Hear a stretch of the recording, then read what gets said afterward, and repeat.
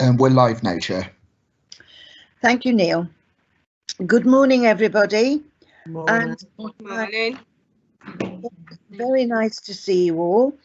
And I'm now going to declare the meeting open. And for the benefit of people watching the broadcast, I'm going to read out the following statement. The Scrutiny Committee is being conducted remotely in accordance with the coronavirus regulations and the remote meetings protocol agreed by the Council, which will operate alongside the Council's standing orders to ensure that we continue to take democratic decisions in an open and transparent manner. I would remind members that this meeting is being live streamed to the public, and can I please request that you all switch off your cameras and mute your microphones when you're not speaking to ensure there's no unnecessary background noise and to help with the audio and visual quality of the broadcast. Council's standing orders and code of conduct will apply at all times during this virtual meeting in the same way as ordinary meetings, and members should conduct themselves accordingly. Please ensure that the chat function is switched on and use that facility to indicate to me when you may wish to speak on a particular item. Please don't speak until invited. Thank you very much, everybody. So now I think I need to dispose of that particular piece of paper, and we need to look at, are there any apologies, please? Just Councillor William Routley, Chair. Thank you very much. And I understand that's because of internet problems. Because of broadband issues, yes, Chair. Right, so we look at the minutes of the previous meetings held on the 3rd of November and the 17th of November. So if I can go through those, please. And we're looking first of all at page 3, page 4, page 5, page 6, and page 7.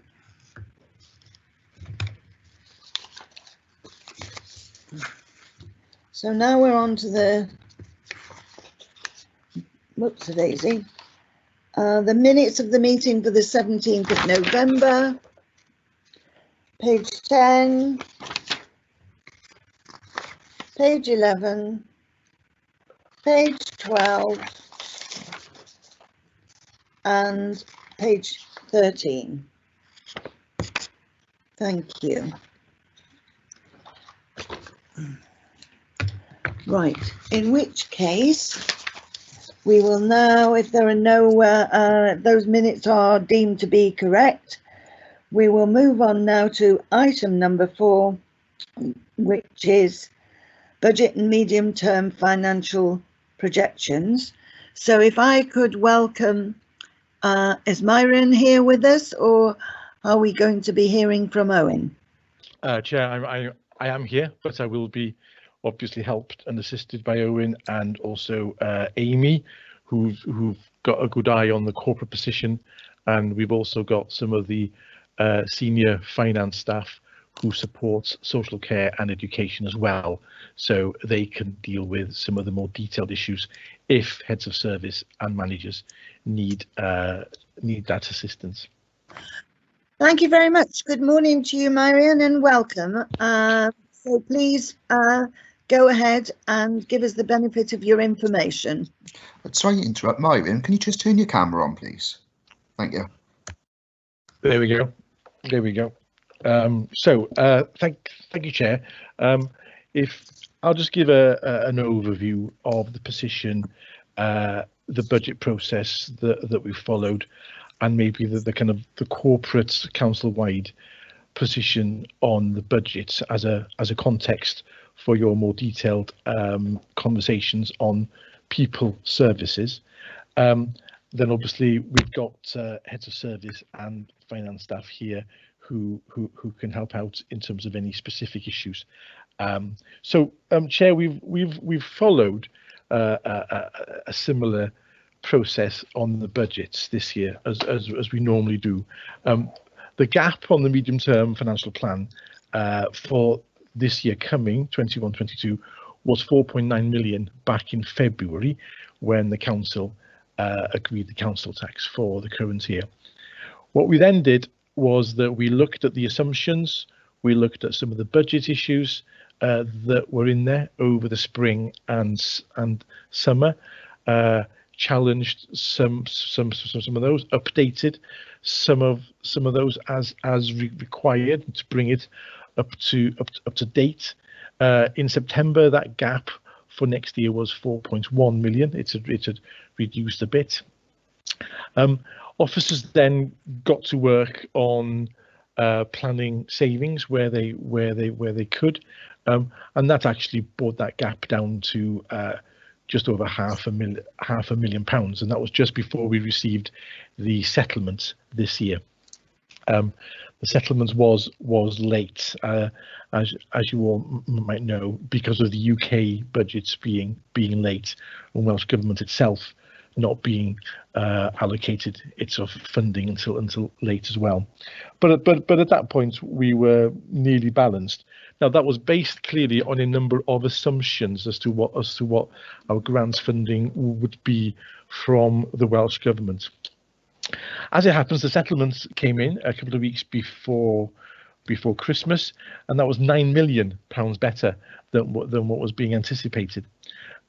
Two reasons for that. One is the general uplift was higher than the 1% increase that we were using as a planning assumption. So the average across Wales was about 3.8%. So that in itself, is worth nearly £5 million.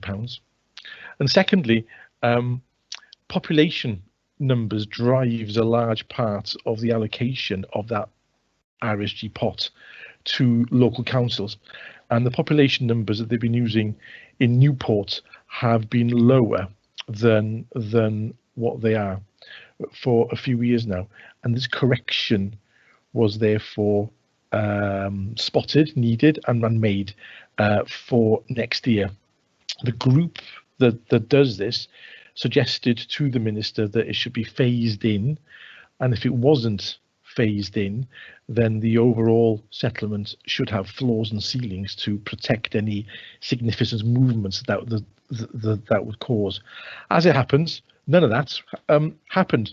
The minister was minded to make the adjustments in full with no floors and ceilings, and that also benefited this council very significantly. Obviously, 2 or 3 other councils across Wales were on the other side of that equation. There was no new money for this issue. It was simply a different proportion of that pot was allocated. So Newport's gained there. So at that point, the settlement, we were £9 million better. Cabinet obviously considered that, and because of the significant issue that late settlement gave us, we decided to produce the draft budget in the first week of January, which is about 2 or 3 weeks later than sort of normal. Most of that, not most but not all of that flexibility was considered and allocated by the cabinet at the draft budget stage, so that was available for scrutiny. So that's where we reached today, Chair. Whilst the draft budget was announced slightly later than kind of normal, we have adjusted the settlement, the timetable for the budgets thereafter to still allow a month for consultation. The minutes of this meeting and the issues raised by this committee will be reported back to the cabinet as part of their feedback for them to consider the final budget, which will be decided in February. Just one last point, Chair, from me on schools. Obviously, schools don't feature in the paper as budget proposals, so therefore it is worth just kind of mentioning schools specifically. So for schools, the increase next year in the draft budget is just under £5 million, or 4.6% of the budget. That essentially funds the kind of calculated cost increases in schools next year, which takes into account the growing school population, as well as any inflationary cost increases. So it doesn't stop schools from having to find savings next year, because a number of our schools are implementing and need to further develop financial recovery plans, but it doesn't actually make that issue any worse. So they are being fully funded for their cost increases next year. One slight caveat to that, and that is part of that increase is forecasted or assumed pay inflationary increases. We'll all be aware that the Chancellor announced a pay freeze for this part of the public sector, whilst also confusing matters a bit by then saying that it really was up to local government, and of course it doesn't take into account that it is the Minister in kind of Wales that makes those decisions here. So we have got a inflationary pay allowance in the budget, but we will be allocating that when we know what the actual figure is, with the broad intention the cabinets have said in their report that they will still seek to provide full cost increase funding for schools next year. Thank you, Chair. That's the kind of big kind of corporate messages. Happy to take any broad questions on the budget before you get into the individual proposals with heads of service.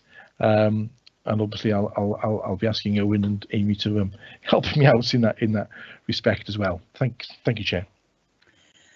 Thank you very much, Myron. Now, I think we have Councillor Marshall. Do you have your hand raised, please? Yes, Chair, thank you, and thank you, Marion. So the first question, generally, and if the other officers can maybe add in as well, is basically looking at capital spending and whether or not any capital spending has been used to reduce the revenue spending in order to make medium or long-term savings. Such things are working with like the schools and things like that, with the energy on top of the roofs, and just other ways that you can think of any revenue saving from that capital spend. Thank you. Thank you, Councillor Marshall. Good question. So I will have to ask colleagues to help me out here. I am aware that we are putting in a capital scheme about solar energy on roofs across the council's estate, schools being a large part of that. That will obviously help schools' costs there.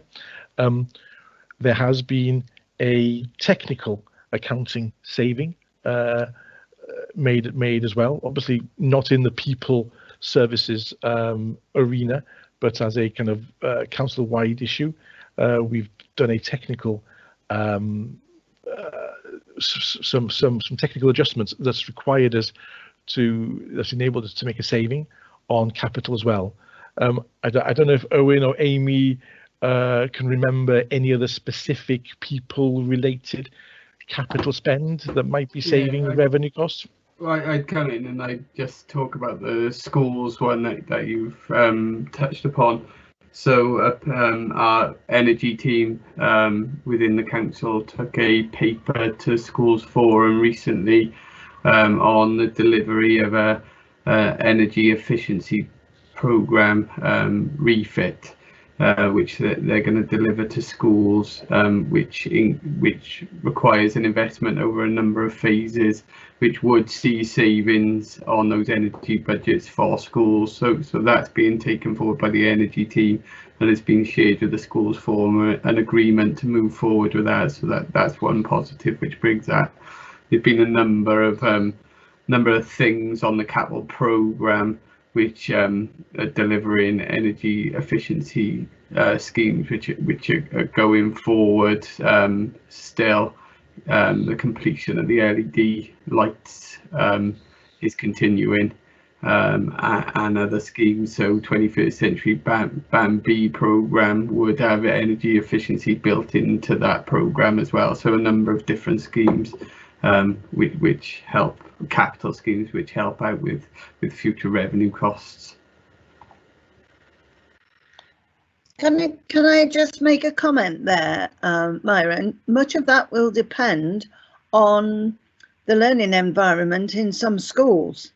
Energy saving, I would imagine, in some schools will be extremely difficult given the condition of some of the buildings. Is that being taken into account? Chair, obviously, I mean, Owen may have some more details as well. Obviously, the energy team have had to choose carefully where these energy saving measures are put in. Probably, you know, and clearly the condition of kind of roofs in this example is clearly a prime consideration. Your general point about the condition of school buildings probably also counts the same as generally other council buildings as well. Yes, we have a very large building portfolio, and it would be good if we could spend more, but we do struggle with that at this time. Thank you. Does anyone else please have questions? I can't at the moment see any other hands raised. Councillor Marshall, please come back. Yes, thank you. So I know we talked earlier about like pay and things like that as part of the agreement. I'm just wondering where we stand as a local authority in terms of pensions, as it's obviously an increasing issue across the public services sector, and just where we see ourselves both this year and moving into the medium and long-term future, please. Thank you for that. Another good question. Thank you. Two main pension schemes for us, the local government's pension scheme, which is the NJC staff, and in that one, obviously teachers have got their own pension fund and arrangements as well. So those pension funds will tell their constituent bodies, the councils, as to what both the employee and the employer related contributions need to be in order to secure the benefits that those pensions provide. I'm not aware, so the teachers' contributions increased, I believe this year, maybe last year, fairly significantly. And the NJC pension scheme is valued every 3 years, and as part of the last valuation, it was required of us to increase again the employer contributions for not for next year, but for 22-23 for NJC staff. That's built into the council's medium-term financial plan. It is a cost pressure in that year, but I'm pretty sure that the teachers' pension increases were funded because it was required either this year or last year. You happy with that, Councillor Marshall? Yes, thank you, Chair. Sorry, Chair.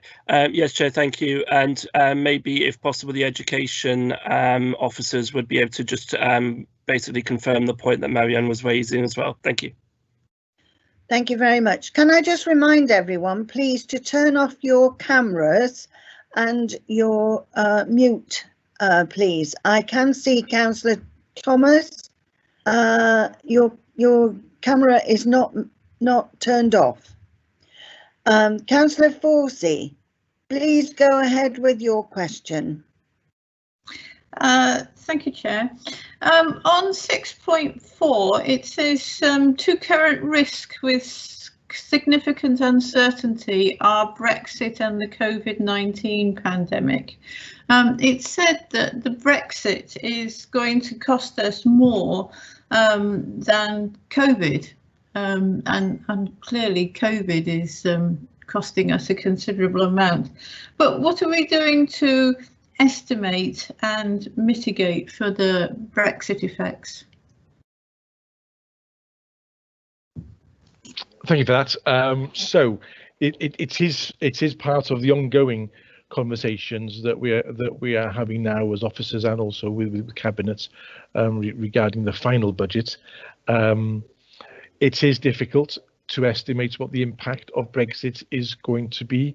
Clearly, it is less of a risk than it was, but in saying that, we're certainly having some ongoing conversations in social services regarding some specific challenges that you know, both domiciliary and also sort of care home provision is going to have as regards you know, their new baseline. You know, I think PPE etc is going to be a permanent additional cost, or some kind of, you know, similar thing. So I know that Chris Humphries is very tuned into that one, and that is an ongoing conversation that we are now having, which will have to feature as part of the final budget.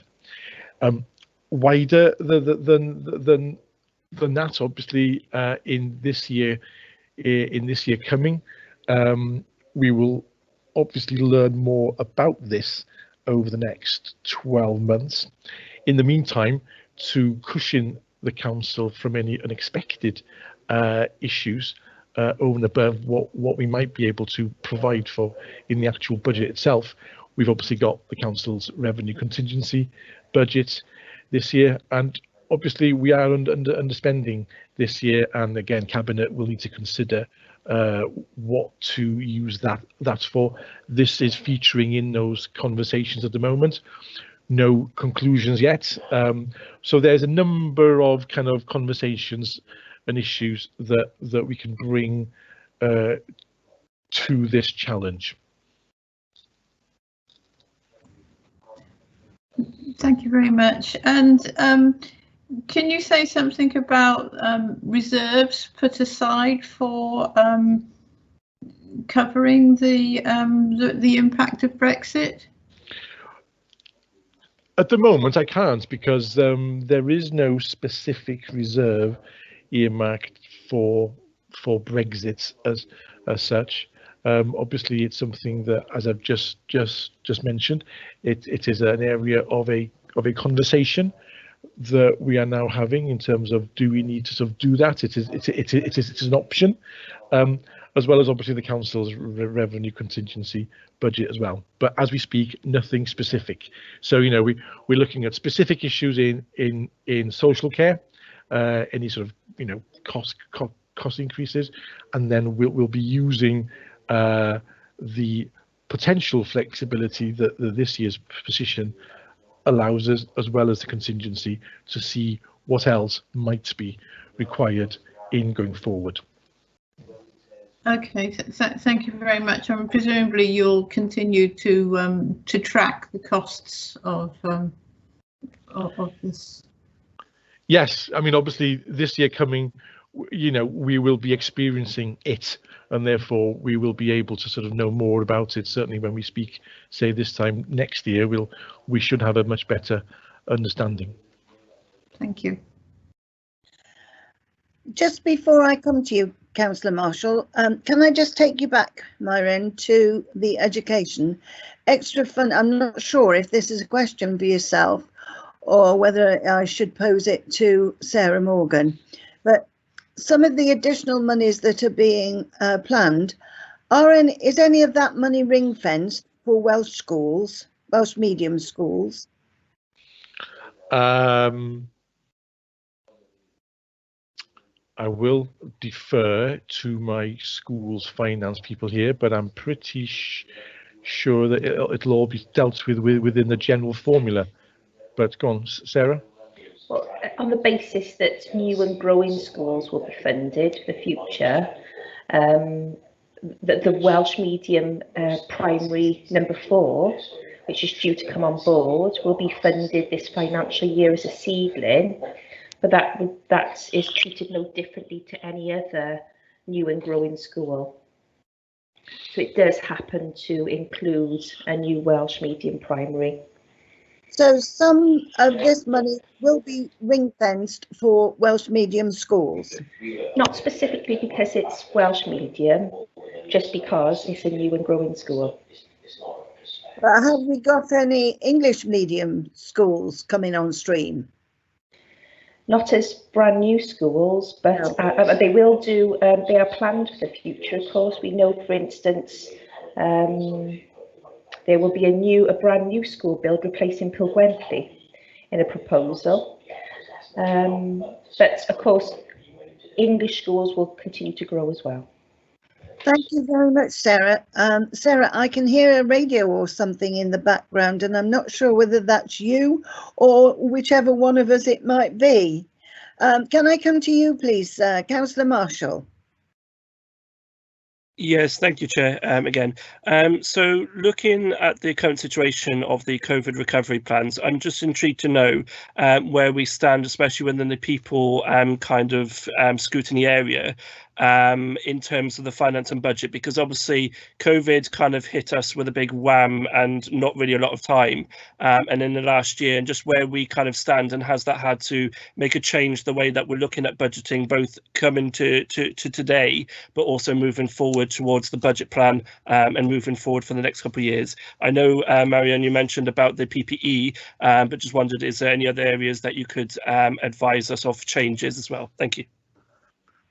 Thanks, Chair. Maybe Chris is also, I think, is probably going to be able to input into this answer. What I will say is that the potential impact on the dom care and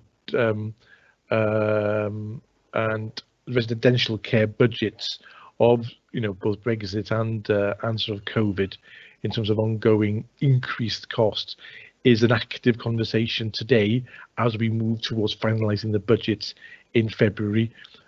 Chris's commissioning teams are obviously will be talking to the sector and the markets now, and gathering a lot of intelligence and information about what those issues are as well.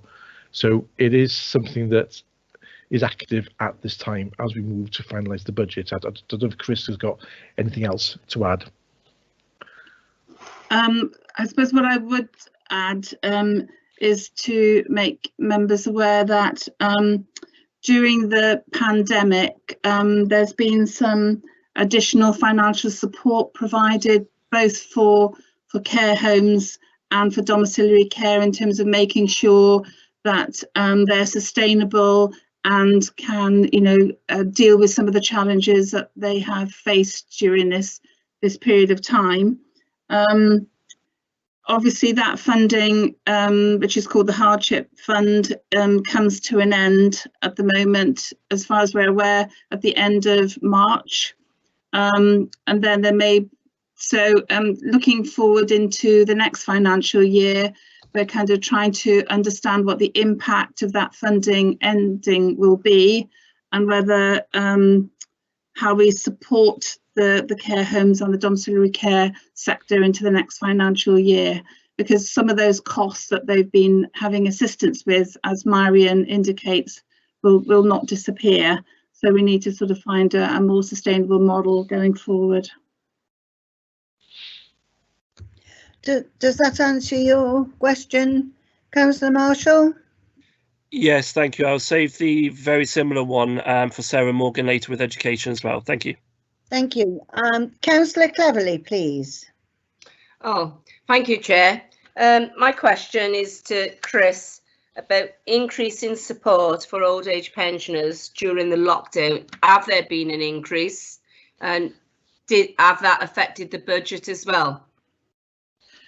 Thank you, Councillor Cleverly. It's there's been a lot of support for people for older people during the pandemic, both at a very kind of practical level, in terms of finding volunteers to do things like support people with shopping and go and collect prescriptions and that sort of thing, right through to some people have needed a great deal more sort of physical personal care, particularly if they've been unwell.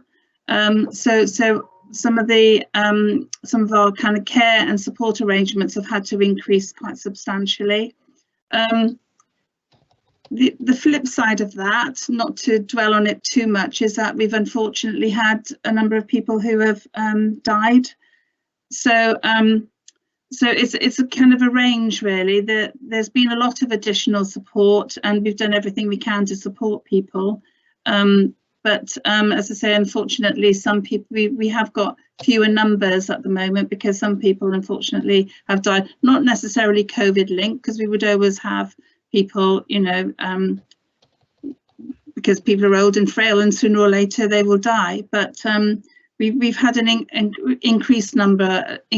a higher drop in numbers than we would normally see at this time of year, if I can describe it in that way. So financially, we've managed to sort of support people. But I suppose the biggest challenge we've faced is workforce.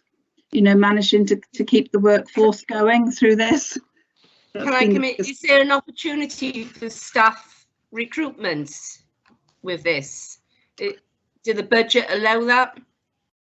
Well, we can only recruit up to our kind of agreed staffing levels. Right. Interestingly, in the early stages, we did find it easier to recruit. Particularly into sort of care and support non-qualified roles, but we really struggle to recruit professional qualified staff, and that's across all local authorities. So social workers, occupational therapists, nurses in nursing homes. There's still a big struggle to recruit from those sectors.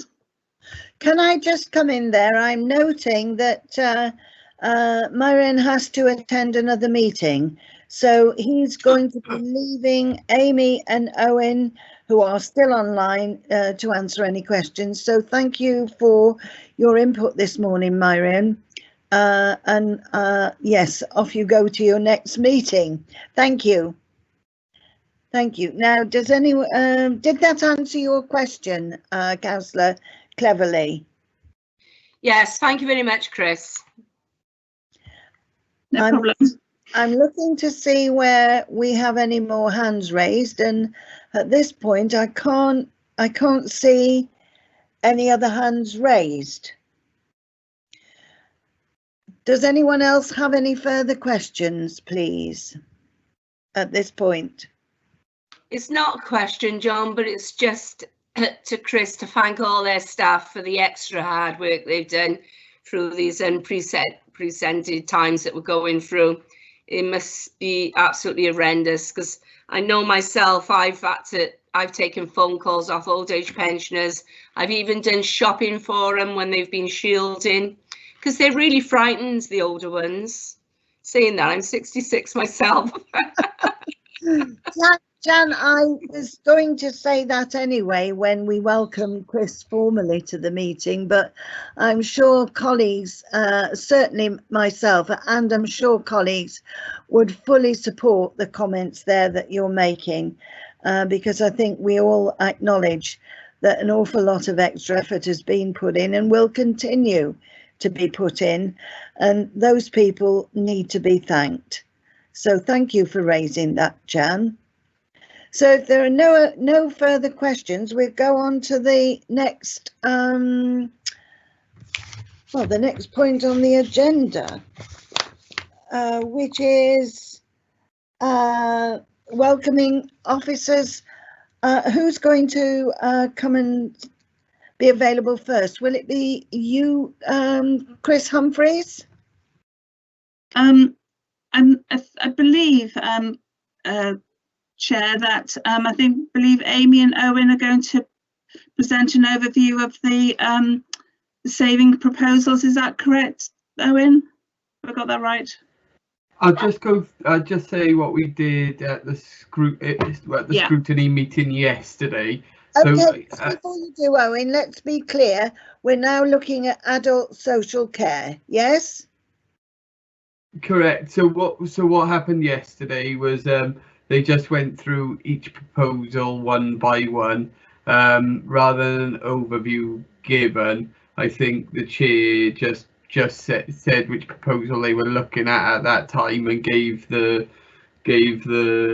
members of Scrutiny the opportunity to comment if they wanted to, rather than an overview on each individual saving. So, you know, I suppose if you want to go through each one, which is on the list to go through, then that's fine.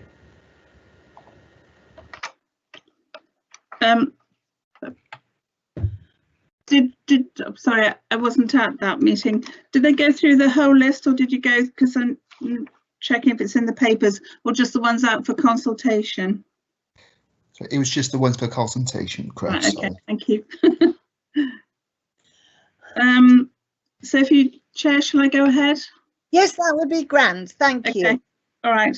And I noticed Joe Llewellyn has joined us to talk through the children's proposal that's out for consultation, because Sally's on leave at the moment. Thank you. So there are, for adult services, there's one proposal that's out for consultation, which is entitled Transformation of Adult Day Services. Members will be aware that we currently run a number of day services from the Bring Glass site for people with learning disabilities, some older people, and also people with mental health problems. Over the last few years, we've seen a reduction in the number of people who referred to those services, because other types of services are now available in Newport.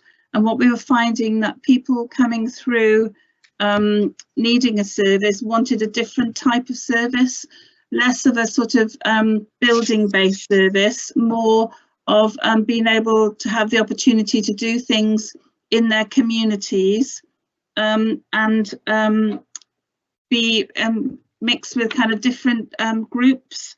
So the numbers have been progressively reducing. Because of COVID, the day services was shut for a period of time, and has had to shut further during the this further lockdown. And so it gave us the opportunity to try out different ways of delivering the service, including doing community outreach. So we're the same group of staff working with the same people, but in different ways. And that's worked quite well.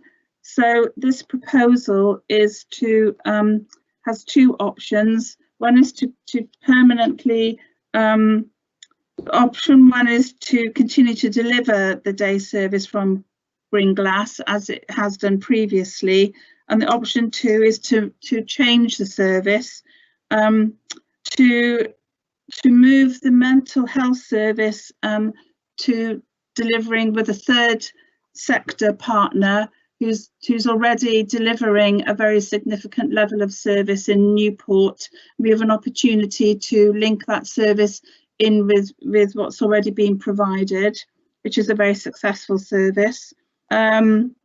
Move the older people's service to align with our service that we provide for older people and dementia from one of our other sites, and continue to provide a community outreach service for older people and further develop that service. And then to provide a different service for people with a learning disability, which would include providing a building-based service in partnership with another organisation, and because there's another organisation that has actually developed a new site in Newport and is already starting to provide a different type of day service from that site, and also provide some community outreach support for the people who currently attend Bring Glass. So that's the proposal. So I hope that's, I don't know if anybody's got any further questions. Obviously, I think people will be aware that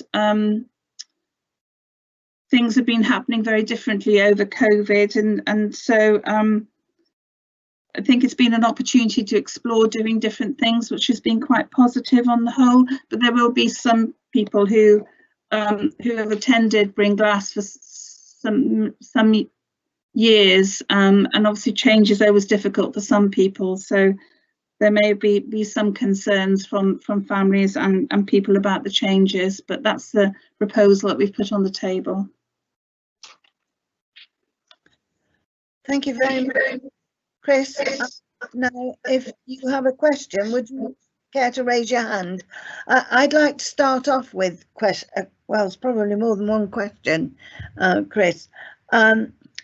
You, as pretty well everybody, will be aware that throughout this COVID lockdown, mental health, particularly amongst older people and younger people, but in terms of older people, it's become a huge issue. I think, you know, I run a friendship group under a befriending group under the auspices of Friendy Me and the Anauer and Bevan Health Board, and we're not able to meet. So I have been calling the people who normally attend those groups, and it's extremely concerning to me to hear the mental health deterioration that these older people are experiencing. So socialization is hugely important. Yeah. So it does concern me that in taking away the opportunity to meet in a setting together as a group, and just to be at home still with somebody visiting you here and now and again, I'm not sure that that's going to be good for the mental health of those people. So I'm asking you the question, is that acceptable? The number of older people who attend Bring Glass is actually very small. It's less than 10. And we already provide a day service, a building service from our spring gardens. And so the idea would be is to move that service across to spring gardens. So there would still be the opportunity of meeting physically, but in a different venue. Can I just ask you, where is Spring Gardens and what is it? It's one of our care homes. Ah, right. Yeah. Thank you very much. Yeah, but it's got, as part of the building, it's got a separate day service adjacent. So it's actually making use of that in a different way. All right, thank you for that. Neil, can I just come to you a moment? We don't seem to have the raised hand facility at the moment. Sorry, Chair, there seems to be a problem with Teams at the moment. I'm waiting for it to load up. I just got a spinny world thing at the moment, sorry, but I will put one up. Right, so I need to tell members, if you do wish to ask a question and speak, please can you just type me a message, and I can see Councillor Marshall, you've done just that, so will you go ahead, please? Councillor Marshall. Yeah, thank you, Chair. I don't know if my colleague, Councillor Forsey, was going to come in, so apologies to her if that's her question on there. But looking at the changes of what was mentioned to Brinas, etc., about the model, I think it was going to be in the community, etc., and just about you know, what type of consultation and things has been done with the kind of newer, younger people affected by the changes of service, and what type of things do you believe to foresee in the future with that service moving forward? Thank you. Okay, so with the younger group of attendees, what we are finding is that young people coming through to adulthood who will need, because of the complexity of their needs, they will need to have access to day opportunities. They and their families are looking for a different type of service to the traditional, if I can describe it in this way, day centre where you would go previously 5 days a week from 9 to 5. They want a different type of service, some of which would involve going to spending time in groups at a centre, but other times they would want to spend more time accessing activities in the community. So it's about having more of a flexible offer, and that's part of the reason why we're finding that the numbers of people we're supporting at Bring Glass have reduced over the years. It's because we're not providing what people now want and what families are looking for. We've got some quite strong partnerships with other organisations who have got very specialist skills in this area. They already provide services from a centre in Torvine, and they've just literally opened a brand new centre in Newport. So a lot of families would like to move across to access and benefit from that service. And they also provide, in partnership with us,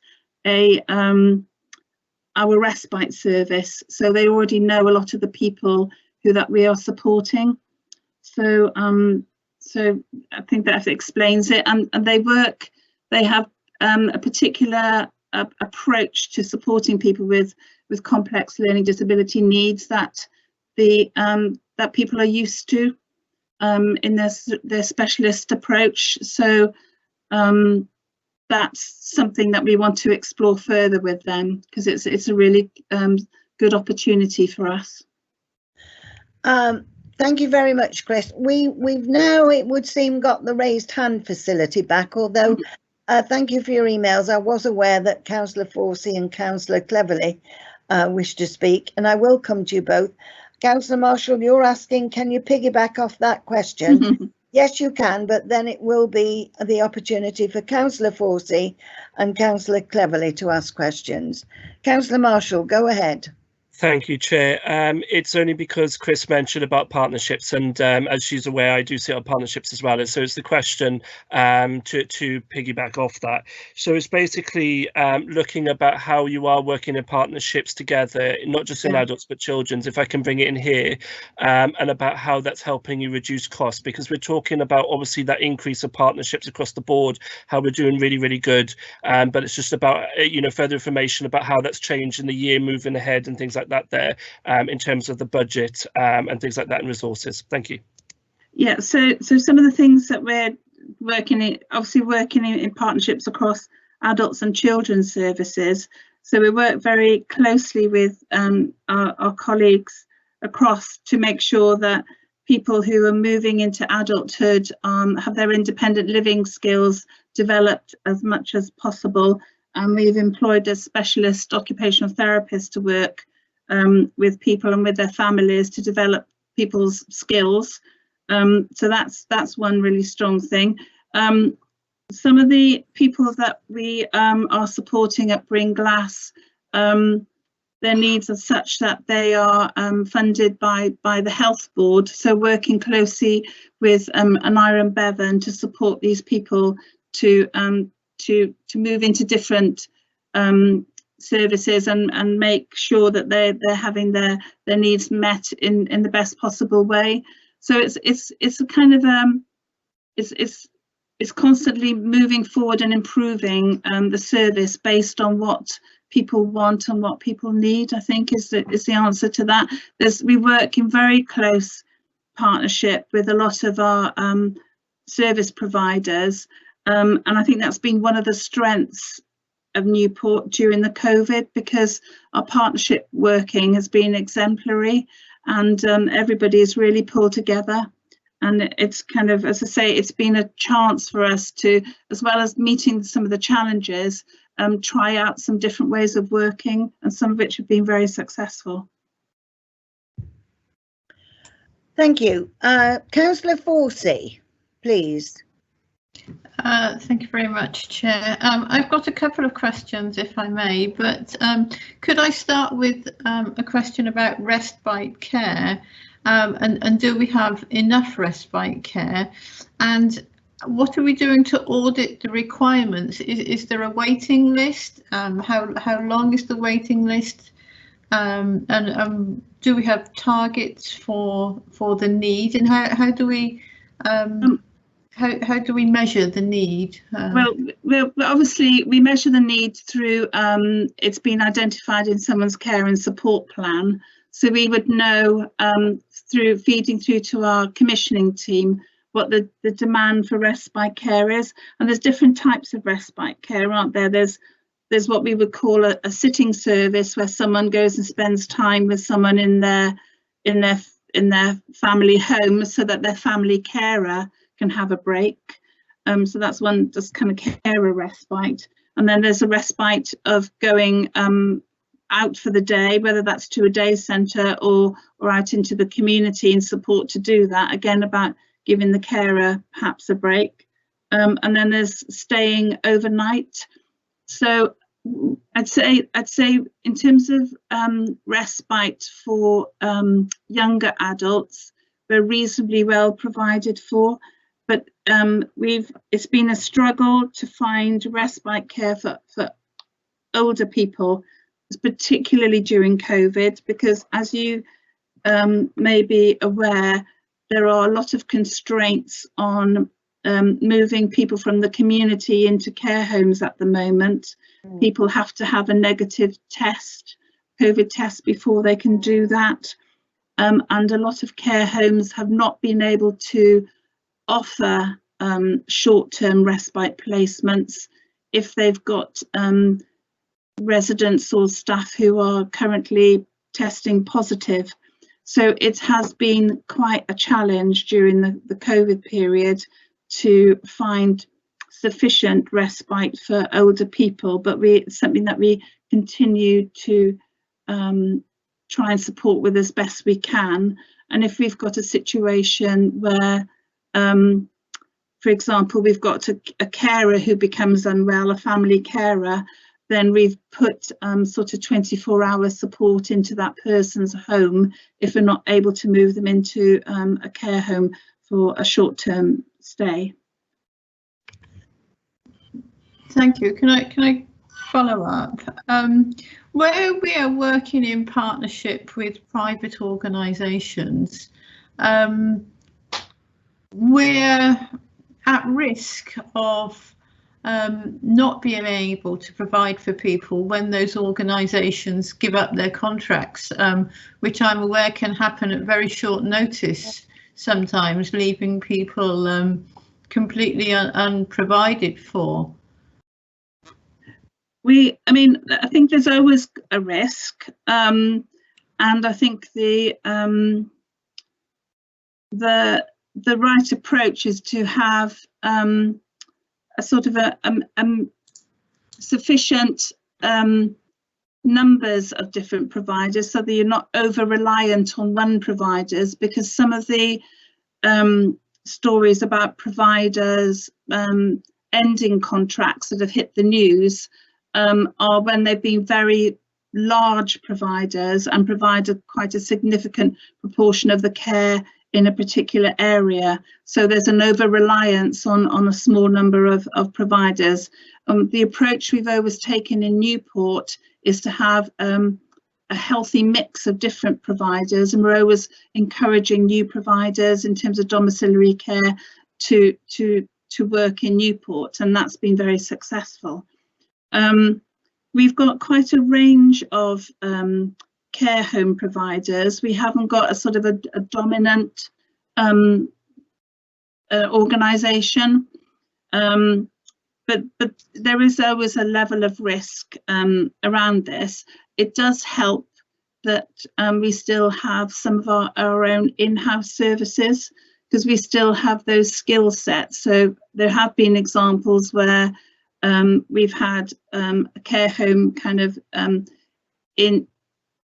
we've had concerns about a care home, and some of my staff have gone into support on a temporary basis. And certainly during the pandemic, where we've had you know, if you've got a care home that's got large numbers of staff that have to go off and self-isolate, we've worked both internally but also with some agencies to provide that support into those homes, so that we've worked our way through it that way, and it's worked really well, actually. And as I say, we've got very positive relationships with our care providers in Newport, so that helps as well.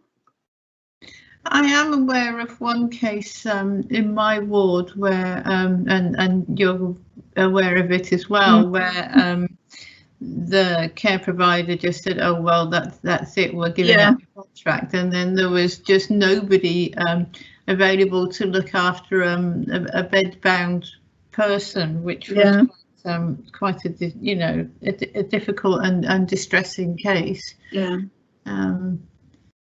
So I wonder, what we can and should do, and are we able to react fast enough? Well, I mean, that was a case in point, I think, Councillor, because we did actually manage to sustain that person to continue to live at home. I know there was a lot of concern at the time, but we did actually put in additional resources and support into that family, and we did get through. I think, as you know, there was a bit of miscommunication with the care agency, because they said that they were pulling out altogether, but what they actually meant was that we need help for a period of time, because some of our staff are having to self-isolate, but hopefully they'll be able to pick it back up in a week, in 10 days time.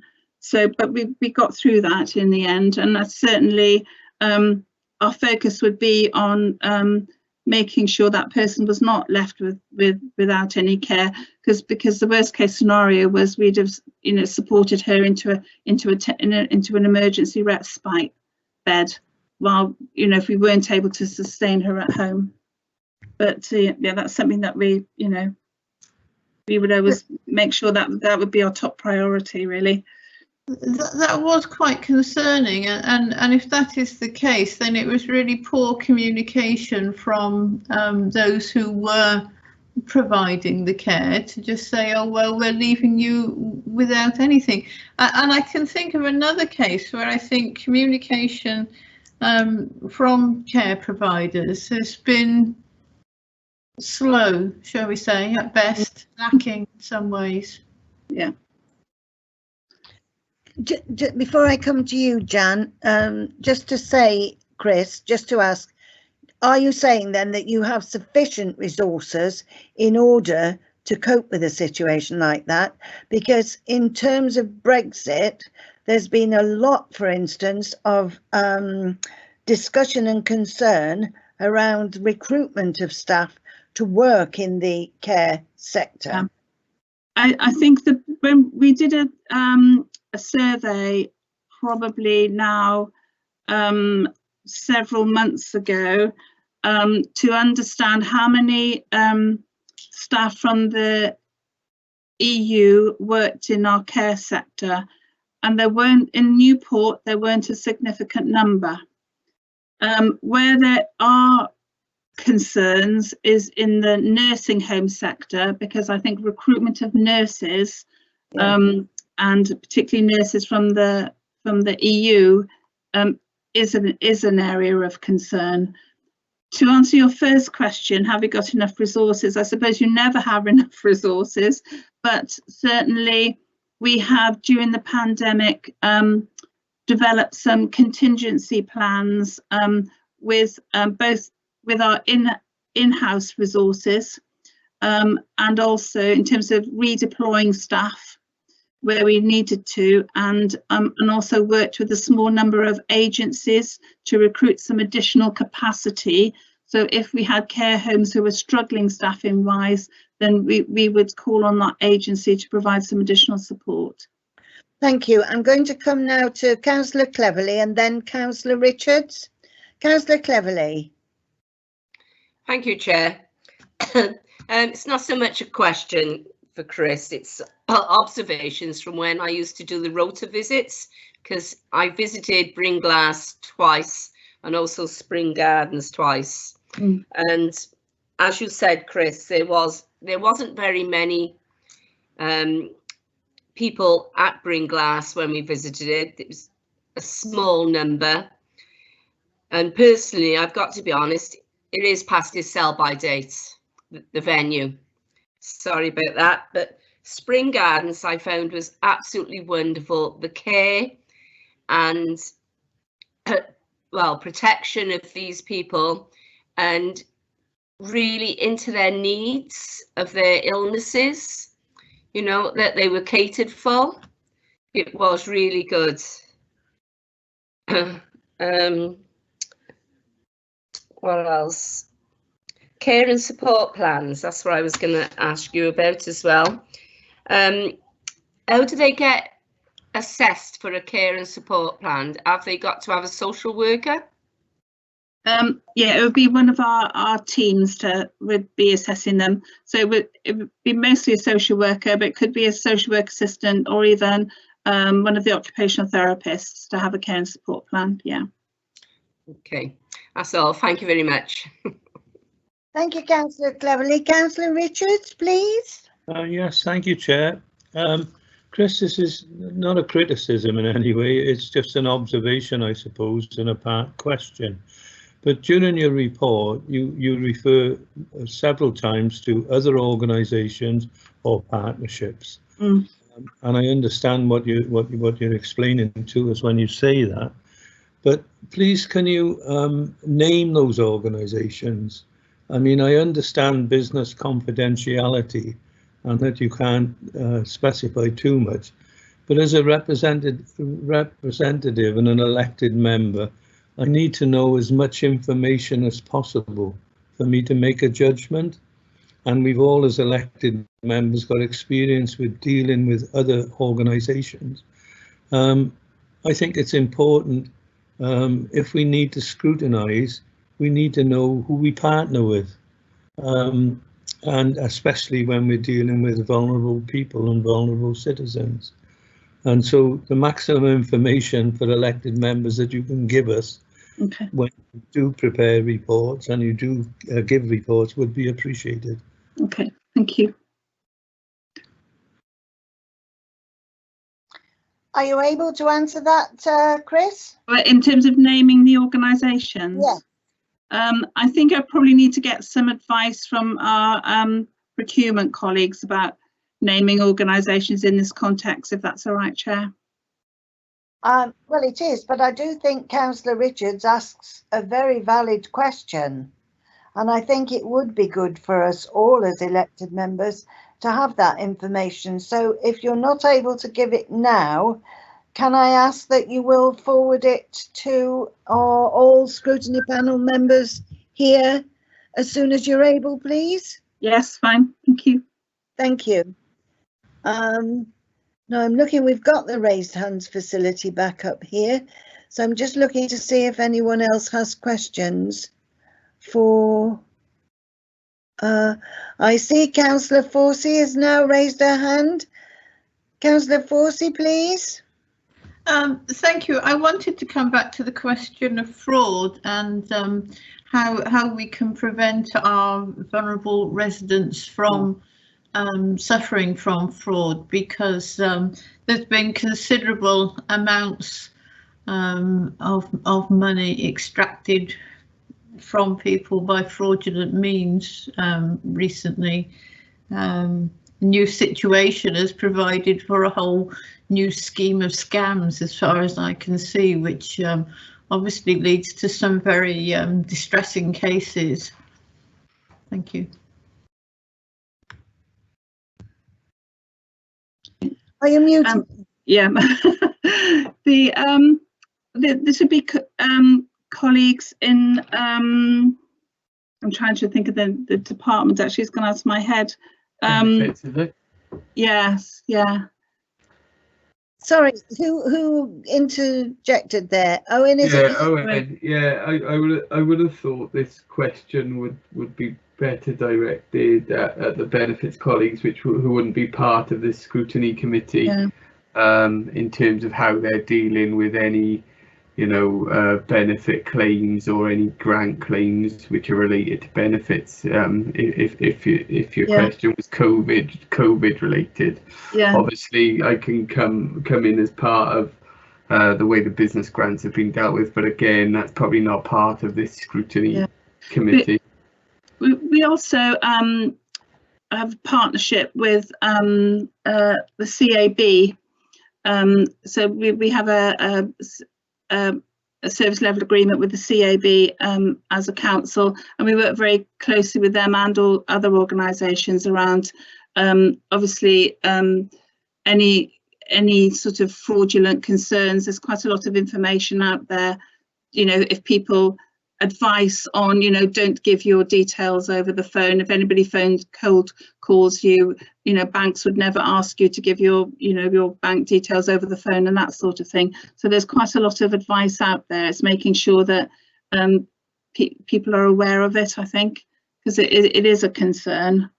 Chair, perhaps I could just come in on behalf of the safeguarding team, because the other team who would also on occasion be involved on such occasions would be adult safeguarding.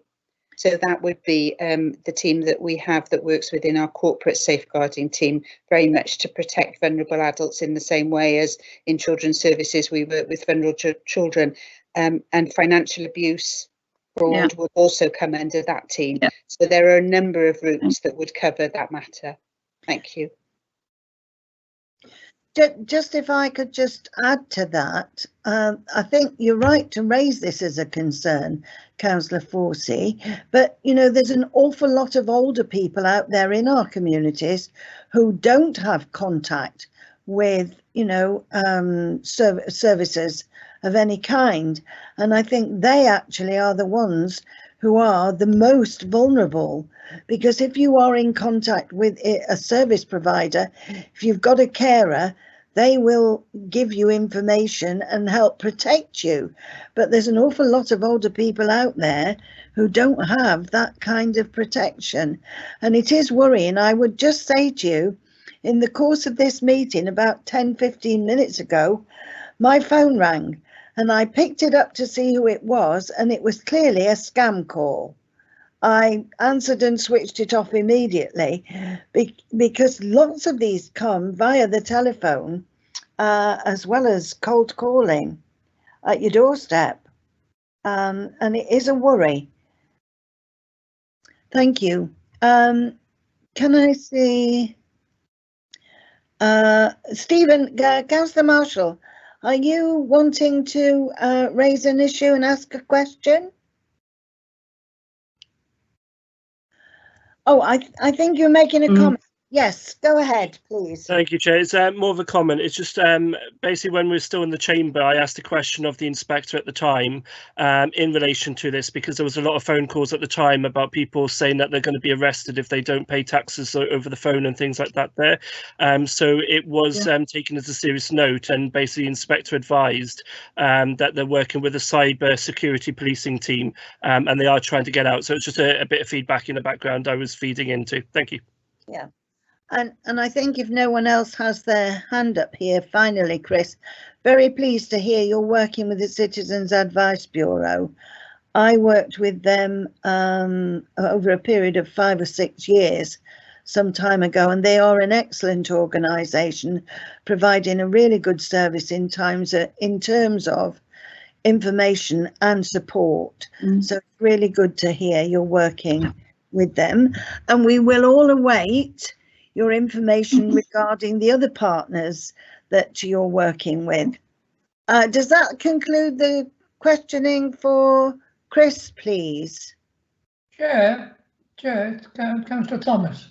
Hello, Councillor Thomas, if you want to ask a question, can you pop your hand up, but you're welcome to speak now. Okay. But obviously with Brexit has happened now and the decision's made and all that, and we've got to get on with it. Are our officers seen anything that causes them concern, or are there any potential concerns, right, in the care we give, right? Obviously the legalities of it and all that, and obviously we could lose in this country many hundreds of people who are from foreign countries who come here to do healthcare work, etc. I don't know, I shouldn't imagine it affects us yet, I might be wrong, right? But is there a danger there that we might have problems in the future? I mean, we talked earlier on about, you know, about who people getting up and leaving if they haven't got staff to care for us. There's obviously legal issues there and all that. And are we going to make sure that the legalities are making sure we protect the people will still be there? I don't I can understand why not, but are we looking at these things, sort of thing?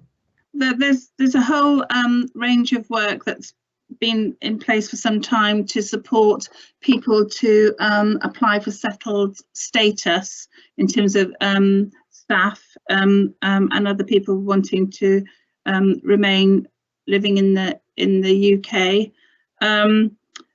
I mentioned earlier that the main concern in terms of staffing, having looked at this previously, would be qualified nurses in the care homes. The other area that there's been quite a lot of work done on previously is around supplies. Obviously, the health board is responsible for ensuring that there's adequate supplies of medication, and I believe that they have got those contingency arrangements in place, because there are some particular medications that may be affected by Brexit. And the other area is things like PPE and incontinence aids. So again, they've previously been identified as a risk area, and contingency plans have been put in place.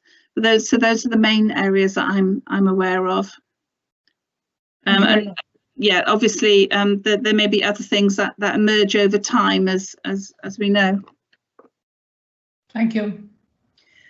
Thank you, Chris. Before you go, that's actually raised something that it's reminded me of something that I'd made a note of here. I understand you're working with the health board on in partnership on a grant funding. Could you just give us a little bit of information about that? Do you mean grant funding for the oh? It's £100,000 apparently. And it's about working in the community. What have I read about that? I'm not sure. It depends on which. And we have a lot of grants that we work on jointly with the health board, because there's obviously the ICF Integrated Care Fund. There's a transformation money which funds our Home First service from hospital. So I'm not sure which 100,000. Is it the Integrated Care Fund? But that's much bigger than 100,000. Right. Well, I've read something in the paperwork somewhere, and okay, I'll check. That it's okay. Don't worry too much at this stage. Yeah, we'll come back to that, I'm sure. Okay, fine. Okay. Thank you. So, if there are no further questions, thank you very much for your input this morning, and we'll let you go and get on with the rest of your day. Thank you. Now, I understand that Sally Jenkins has come here this morning from annual leave. My goodness me, that's to be commended, Sally. So welcome this morning, and here you are now, hopefully all primed up and ready to answer questions. So same format, members. Okay. Thank you very much. I clearly hadn't gone very far, Councillor Watkins, so it really wasn't that hard to pop in. I wasn't on a plane anywhere or on a mystery magical trip. I wish. You weren't on Mauritius? No, unfortunately not. So it was reasonably straightforward. Thank you very much. I'm glad to be able to join you today just to talk through the proposed saving in respect to the closure of Cambridge House. My colleague Jo Llewellyn is also, who's the service manager responsible for residential care, is also here. So if there are some questions that I'm unable to answer, she'll be able to pick those up. So I think as members will be aware on this scrutiny committee, as a local authority, we have undertaken a very clear commitment to our own residential children's homes in Newport. I think all will be aware from previous meetings that we have opened one new children's home in recent months, and we have a second on the cards in Rosedale, which will open imminently, certainly before the spring. We have a portfolio which already means that we now have more beds in children's homes managed by Newport City Council than any other local authority in Wales. And the reason that we've taken the decision to do that is very much a commitment to recognising that as a local authority, if we manage and implement the care planning for our children, we are more in control, we are able to manage the staffing more effectively, and most importantly, we are able to keep children in Newport. These are Newport children, and by and large, they should remain in Newport, where they've got close contacts with friends, school, family. I think, again, as most will be aware, we have a children's home which has now been in existence right in the centre of Newport, Cambridge House, which has been there for over 30 years. Just anecdotally, as a student social worker in 1988, I visited Cambridge House, which gives some indication of quite how long it's been there. And Cambridge House in its day has really served hundreds of children very well and provided excellent care. But I think any who have undertaken visits to Cambridge House over the last, well, indeed 5 or 6 years will recognise that the fabric of the building is in really very poor condition. It needs a considerable amount spent on it to bring it up to the standard that we would expect for our children, indeed for anybody to be residing there. We also have the issue that actually where Cambridge House is situated is that more and more the children that we have in our care need just a little bit of distance from the city centre to keep themselves safe. And what we have in Cambridge House is a building that I suppose many, many years ago, we used to look after younger children in our care, and Cambridge House then was perhaps a more appropriate setting. It isn't now, given where it is. So having looked and having examined, having talked about it at great length with colleagues, is that the proposal is to close Cambridge House. The reason for that is twofold, is that firstly that the building, just in terms of where it is no longer suitable, but also that the capital spend to bring it back to a reasonable standard is prohibitive. So we have sort of a double issue. Key amongst those is actually the suitability for children, because if we're choosing where we want to provide a really good home environment for children, Cambridge House is too large and situated in the wrong place for us now within the city. I think we've amply demonstrated with our other children's homes that we are able to provide a really strong attachment focused method of care for our children, which is proving really successful. And because of the building with Cambridge House and where it is, we are unable to do that. If Cambridge House is to cease to be a children's home, we will still have more children's beds than any other local authority in Wales. So we will still be well ahead in terms of that commitment to providing care for children. We will be looking over time at how we develop our portfolio further to meet the particular needs of our children. Again, colleagues will be aware of the proposed developments at Windmill Farm, which we would also hope will come into being sometime this year. So this isn't about us walking away from residential care for children. This is about recognising the best form of residential care for children and then ensuring that we're able to provide that. What we're proposing may involve some redundancy of staff. Well, it will involve redundancy of staff, but we are, I suppose, cautiously of a view that it's likely that we may be able to achieve that with voluntary redundancy rather than compulsory redundancy, because we do have Rosedale opening and we do always struggle in terms of being able to keep full staff complements for our other children's homes. So we are cautiously optimistic that whilst there will be posts made redundant, that we should be able to either ensure that individuals wish to go or we're able to move them into other children's homes that we manage. I'm very happy to take obviously any questions and any observations that members may have, and I hope that's enough information to start us off. Yes. Just a minute. I'm looking to see who has a raised hand, and I can see it's you, Councillor Forsey. Sorry, I hope I haven't had too many questions this morning. No, please go ahead. What I wanted to ask about Cambridge House was how many children are based there now, and where will they go? And the sort of follow-up question seems to be not so much why are you closing it, but why haven't you closed it before, in a way.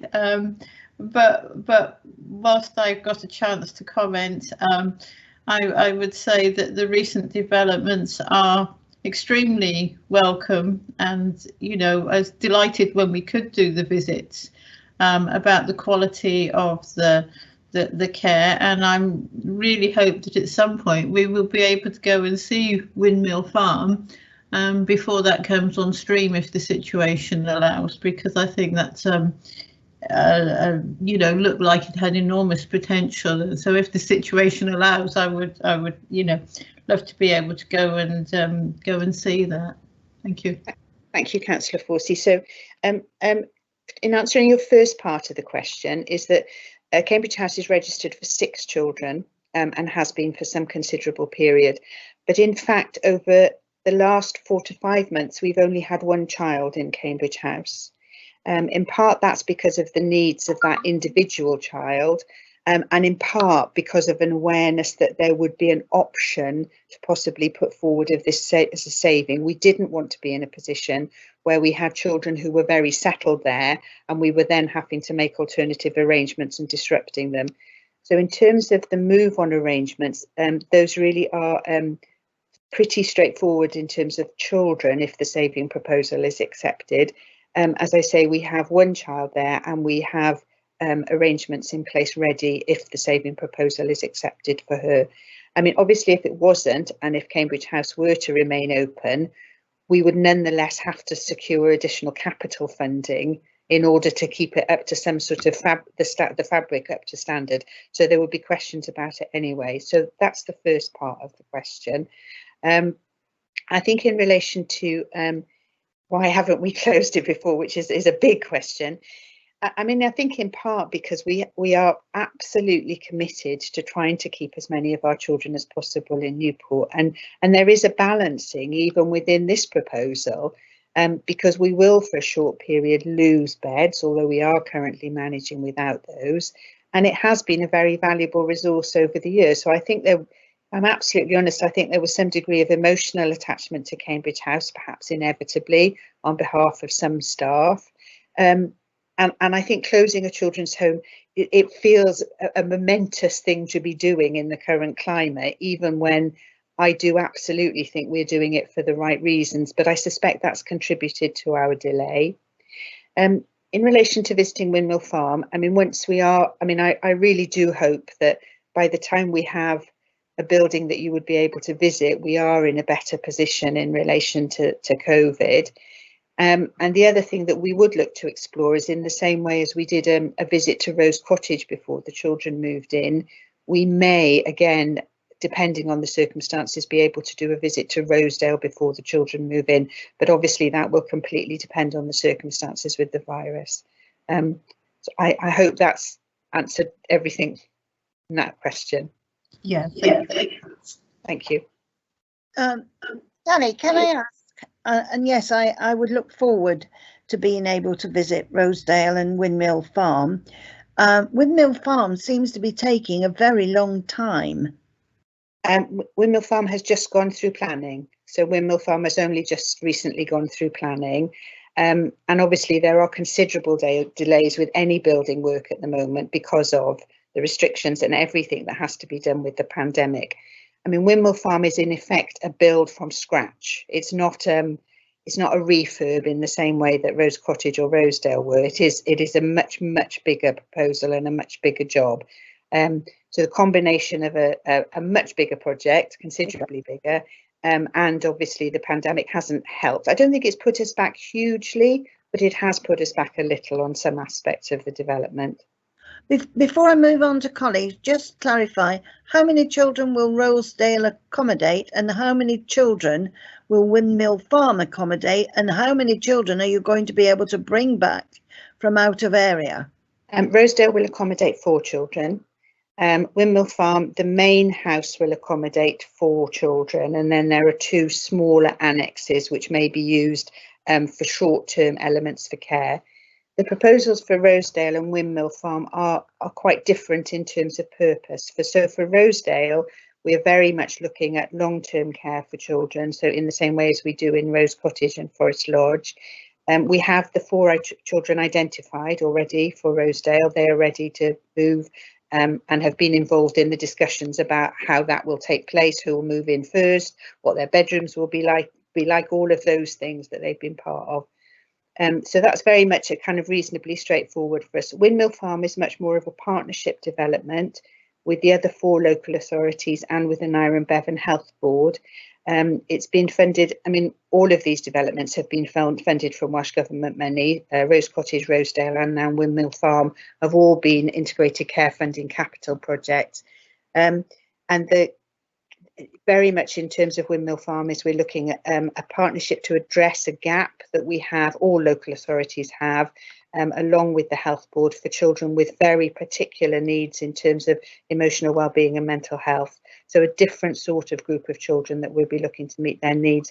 And that will be very much in a partnership arrangement, we hope, with the Nyre and Bevan and then with the other 4 Gwent local authorities. Thank you. And how many children out of area? Currently, our numbers have gone down. We're now, I think, down at about 18. So they've gone down, and we will have a child coming back to us, or 3 children in effect come back into Rosedale. It's a lot of children out of area, isn't it? I think out of area can mean Caerphilly, so it doesn't necessarily mean the other side of the world. Obviously, it's not something that's desirable. But we also have to recognise that there will always be probably a very small group of children who we won't be able to meet their needs. So, for example, a child requiring secure accommodation, we're never going to be in a position to meet their needs. We currently have 1 child in secure accommodation from Newport, but we wouldn't be able to accommodate her in that type of setting, whatever we do. Okay. I'm certainly not proposing opening secure accommodation in our area. Okay, thank you. I'm now going to ask Councillor Janet Cleverly and then Councillor Marshall. Okay, thank you. Councillor Cleverly. Thank you, Chair. Morning, Sally. Good morning. Quite a few questions. I can imagine. Right, first one is Rosedale. Where is this based to? Rosedale is at Langston. All right. Yeah. So we will have, I think, probably, so it's almost like we're dotting on the edges of the city at the moment. That's what it feels. I visit, well, with my rota visits, I think I've visited most of them. Yeah. And I was very pleased with Rose Cottage when I went to visit it. Good. And I enjoyed Windmill Farm. The opportunities at Windmill Farm is absolutely amazing, with the barn and all converted into a classroom and a space for the young people. Yeah, thank you. What can I say? My views on Cambridge House. I visited Cambridge House quite a few times, but I've been there when I was working as a youth worker in my past, and it's changed over the years because they used to have 20 young people there at one time, back in the 70s, was it? Yeah, or something like that.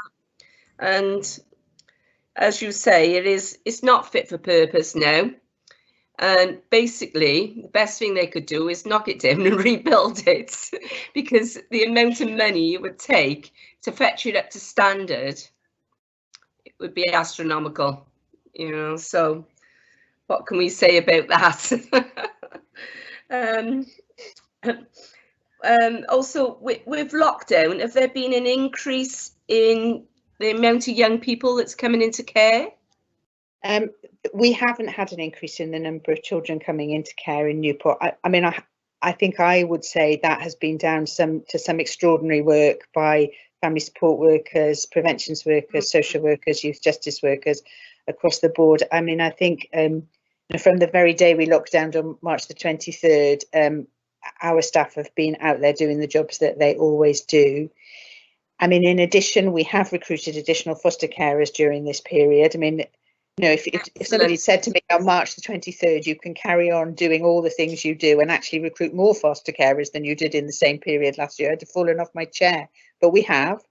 And I think the resilience of the staff, I mean, our residential staff have been amazing.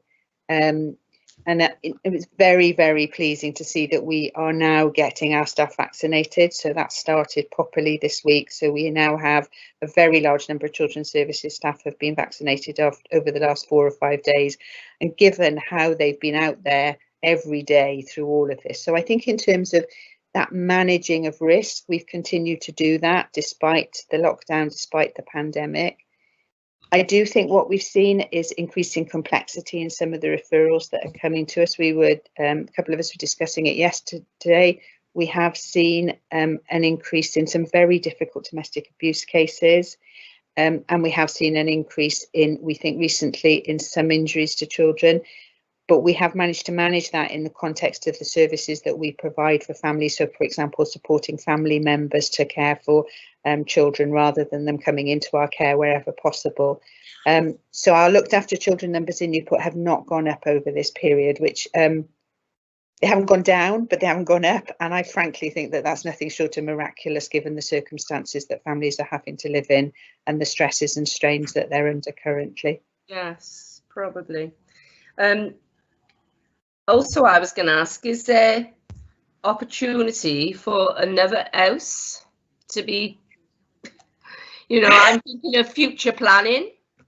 I know Jo's on the call, our service manager, and I think she's probably put her head in her hands in horror at this stage at the thought of I mean, I think we have to be careful not to overextend what we're delivering and what we're offering. And also, as I said to the chair, is recognising that there will always be some children who will be better off in care away from Newport for various reasons. So there is a balance in it.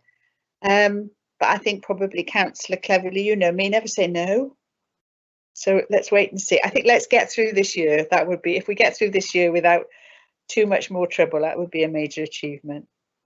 Okay, thank you very much, Sally. And my other questions, Joan asked and the chair asked them, so okay, thank you. That's covered it. Thank you very much. Thank you. And well Thanks done very to all much. the staff. Thank you. I think that was a very canny answer, Sally. Thank you very much, Councillor Watkins. Councillor Richards, please go ahead. Yes, thank you.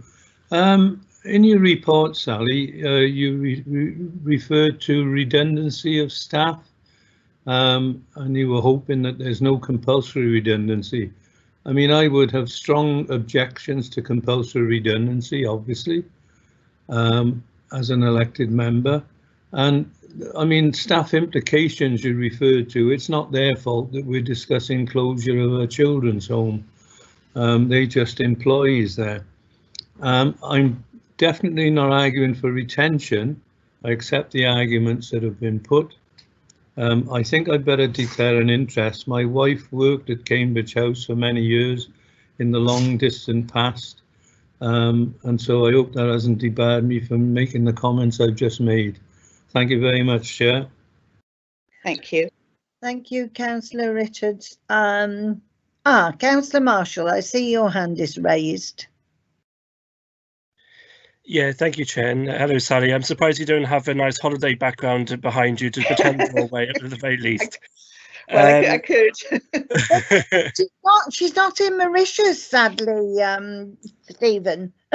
She could pretend she is, and she can have it in the background. There we are.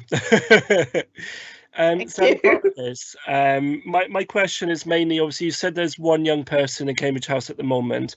My question just relies to the emergency accommodation and if Cambridge House is ever used for that, you know, Friday night instance or anything like that there, and what the provisions may be in the short to medium term until something has been, you know, there to replace it. Thank you.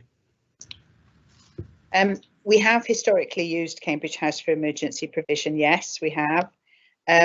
We haven't done so for the last 4 or 5 months. We are able to use one bed at one of our other children's homes, Forest Lodge, that's registered for emergency provision, so we can use that.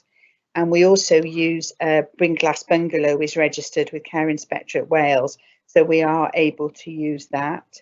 I suspect, Councillor Marshall, I mean, obviously you'll be aware that there's been a great deal of interest from the Children's Commissioners in respect of unregulated placement and emergency use, and that it always is a challenge for us. I mean, going back to Councillor Cleverly's question about more homes, I suppose one of the things that we are looking at linked to Rosedale is whether or not there could be some an emergency bed there. So it is always on our minds for something to look at. I don't think that the closure of Cambridge House itself will have a significant impact in relation to us being able to access emergency accommodation, the dreaded Friday night scenario, as you say. I mean, in part because as a children's home for 6 children, it was quite a difficult environment to bring a child into on an emergency basis anyway, because it tended to be very disruptive when we did it. So I think very much having that 1 bed in Forest Lodge, currently having the site at Bringlass, and then maybe considering some further development in that area, I think would be something we would be interested in doing. I wish I could say that Fridays would go away, but I mean, I'm very conscious that my colleagues last Friday had a very difficult and trying Friday exactly for this reason. So I think it's always going to be there. We're never going to have sufficient accommodation to be always prepared for all eventualities. So it is just about continuing to think about options and developments. The registration of Bringlass just as emergency accommodation was a very different step for CIW, so we might look at that again in the future.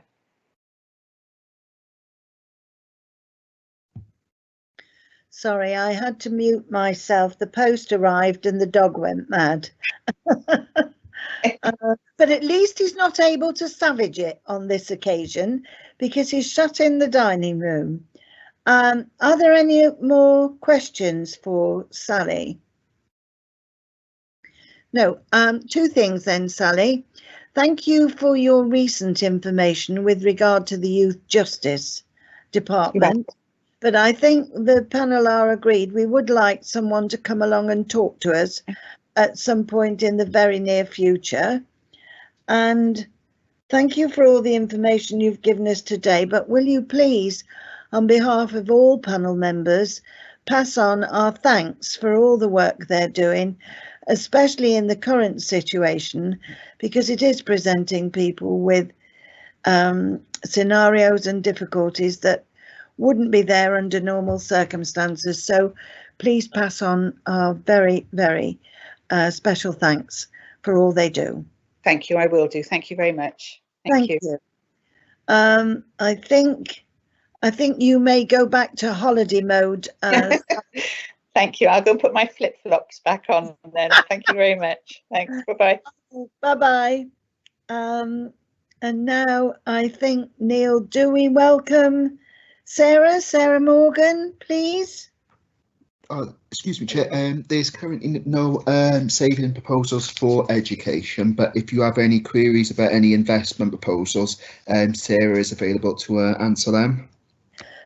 Thank you very much, Neil, and thank you. Good morning, Sarah. You've had a very long wait this morning, but thank you for joining us.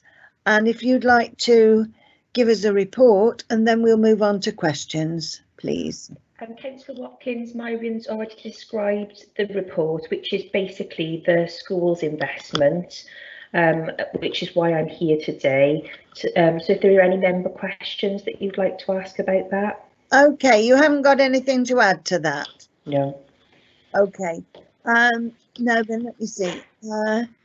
Have you got your hand? Well, you haven't got your hand up, but I think you've got a question. Hands up is stalled at the minute.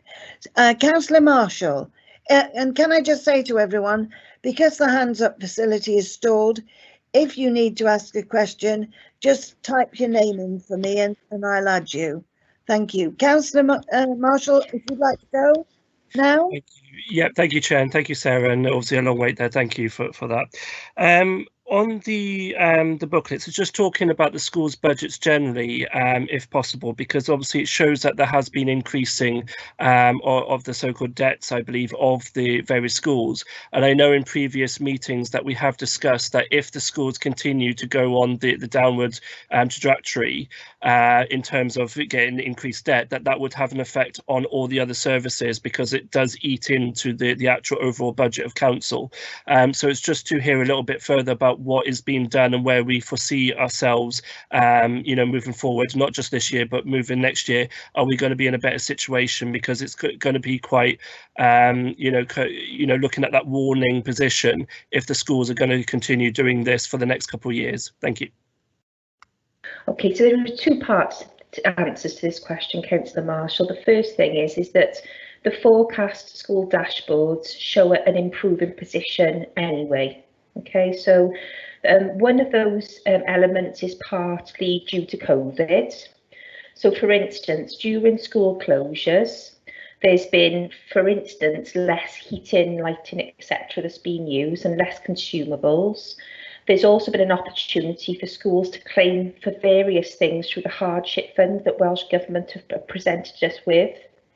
So staff that have been shielding, costs have been able to be claimed through that Welsh Government pot of support money, which has been helpful. But also, in addition, and this is where I would describe the work that the local authority officers have done, with the schools, the 8 schools that are currently in a deficit position, we've set up, as I've described before, deficit recovery monitoring meetings to make sure that schools are progressing and they have a plan in place to come back into a surplus position. So throughout those 8 schools, apart from one, which is Kimberley, all schools have shown progress with the forecast budgets to reducing their in-year spending. Some more than successful than others at the moment, and some are still considering their position and trying to, for instance, restructure staffing as an example to save money in the future. The school that hasn't made any headway is Kimberley, because Kimberley and Fair Oak nurseries are proposed to be amalgamated.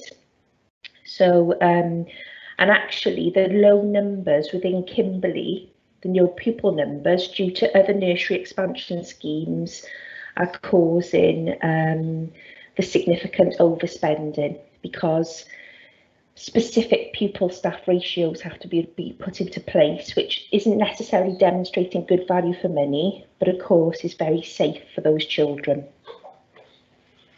So we continue to meet with our schools, ranging from once a month to sometimes once a term, depending on the school's circumstance. So where a school is not appearing to make the appropriate progress, or they need to discuss their plans with us so we can see some movement and some reduction in their spending, we will meet with those schools more often.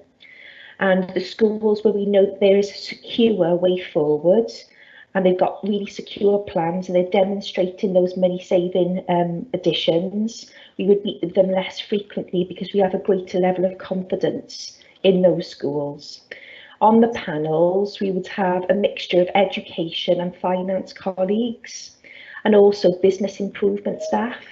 And so within the panel, we're able to ask and investigate a range of questioning to schools, but also we're able to support them as well. So we've had a specific officer in finance who's been employed to work hand in hand with the business manager of a school to ensure that their modelling is correct, their assumptions are right for the future. So, as I said, it is a challenge and support model, which we're seeing some really good success with. I think you have a follow-up, Councillor Marshall. Yes, thank you, Chair, and thank you, Sarah, for that answer. As I said, looking at the stats, it seemed to be an increase. So whether or not it was a small increase to be brought down over the years. The other one then, as spoken with Marion earlier, was basically just to see if there is any other kind of items in the budget for any capital that's been used to basically save on revenue for the future. And about, you noted as well on about COVID and looking at COVID recovery. So some of the stuff you've already mentioned, but is there anything you know, that is different because of things like the technology we've had to you know, purchase various things elsewhere, or is that offset from various grants or Welsh Government? What is the situation because of COVID, and will that have an effect on the year's budget as well, you know, amongst the paperwork that we received? Thank you.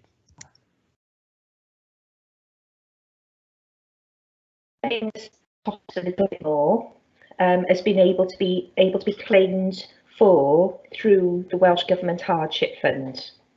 So we're not seeing increasing costs this year, we're seeing a reduction in costs moreover.